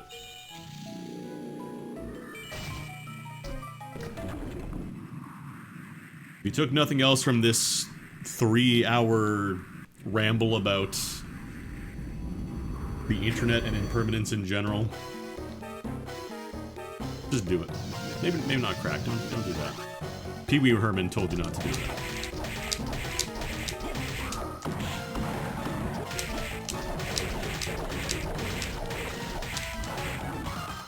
Alright, I don't have my Black Panther yet.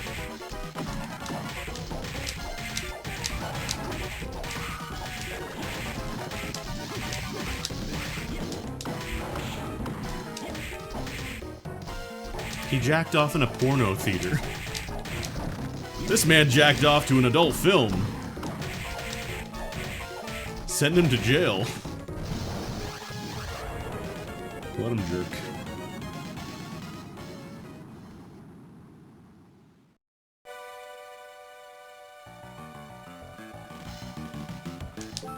That's right, they didn't have home pornography back in the day.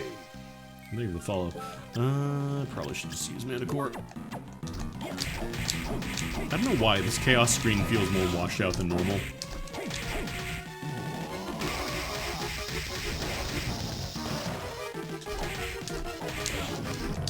Oh. I was gonna say, that's gonna do a lot of damage to me, because I saw the red lines for a second. And sure enough, I was right, even with Death Robe. The Chaos Balls do a lot of damage. Probably not gonna be using Balming, honestly. We have some mind ups. We'll be fine.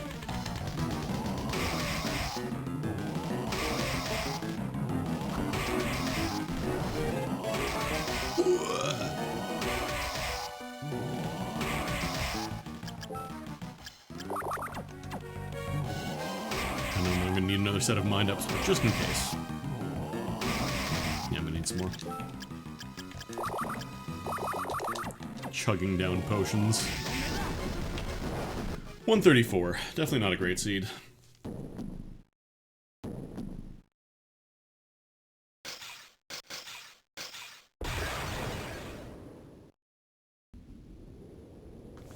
That's the one thing that kind of stinks about Aria Rando, is you're kind of limited to your times depending on how early you get Black Panther. Because even with all the best stuff in the game, let's say you get Cleave Seletion and all that, assuming you don't get really lucky and have, like, all the books and all the souls you need in, like, the first 6 checks or whatever, and then you get Cleave Seletion and Death Robe, you're probably gonna have to do some searching for them. That's where Black Panther helps you a lot.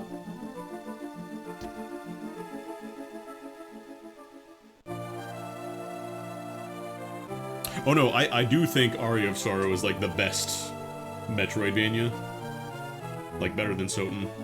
Symphony of the Night is good, but I feel like this is just better. It's more condensed. It's better, like, overall. There is an option to, like, kind of pre-make a seed, so, like, you could have the first check always be Black Panther with this randomizer. If you were doing, like, the problem is races generally, like, they'll use the same seed, so nobody's at an advantage. It would minimize the amount of guessing you do, but I guess that's kind of the fun of it as well. Like, Symphony of the Night is good, but I feel like it loses a lot of the momentum when you hit the inverted castle. Like, you have kind of a complete game up until that point, and then it's just kind of like you're doing the same thing, except the enemies are way jacked up. Also, yeah, that's the other thing. Soten has a lot of items that are just explicitly keys and nothing else, which is never super fun. Aria of Sorrow has exactly one item that is a key, and it's dummied out of the game, so you can't even use it.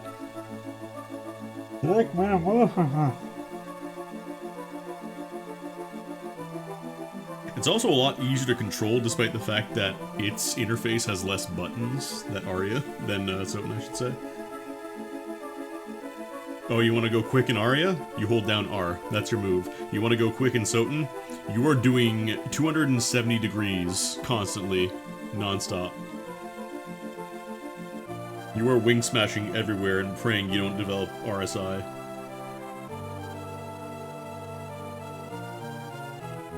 Yeah, I've heard mixed, like, not bad things about Time Spinner, but they've been more mixed.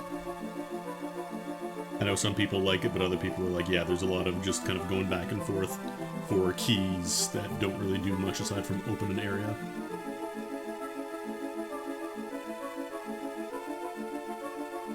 That is true. Soma doesn't have the boots that increase your height by a pixel or two. Time Spinner is also another, like, Metroidvania. I believe it's on PC. I want to say it might be on console as well. Not entirely sure, I haven't looked too much into it. But that'll be it for me for today. Thanks for stopping by and listening to me ramble about internet and impermanence of internet for like 3 hours. We'll miss you, co-host. Thank you, co-host. Thank you, Eggbug. Because, yeah, starting tomorrow, you're not going to be able to post on co-host anymore. So if you have any more posts, you want to do on co-host, tonight's the night. Because I don't know when they're considering the 1st of October for shutting down posting there, so if you want to post, you might want to do that earlier than later. Cohost is another social media that was less algorithmically driven than Twitter and Blue Sky, and as a result, it was a really nice place to talk with people. Oh, was there a staff post about it? Have they announced the official time? Oh, that's gotta feel awful, just announcing the time when your website is going to die. If your calendar says September 30th, you can still post. Wait a minute. Wait a minute, so I can just set my system clock back and post until they shut down the site is what you're saying. What you're saying is Cohost still has another 3 months. No. I'm gonna raid y'all over to Doc, who's doing a Sonic 06 All Stories marathon for September. I didn't really bother September stuff. I don't really want to incentivize people to do subs. I guess if you want, you have like 1 more day to get subs at a discount. Yeah, honestly, if you do want to support me, I just generally prefer direct donations. That way you get the most value for your money. Most of it doesn't go to a third party. But yeah, thanks for stopping by, folks, again. Rip co-host, rip in power. We'll miss you, Eggbug.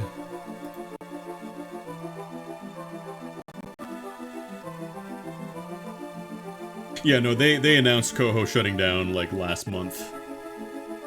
It's just they are officially stopping posting within a few hours, and then at the end of the year, it's just going to be offline completely. Like, it's going to be archived, but it's going to be gone, so...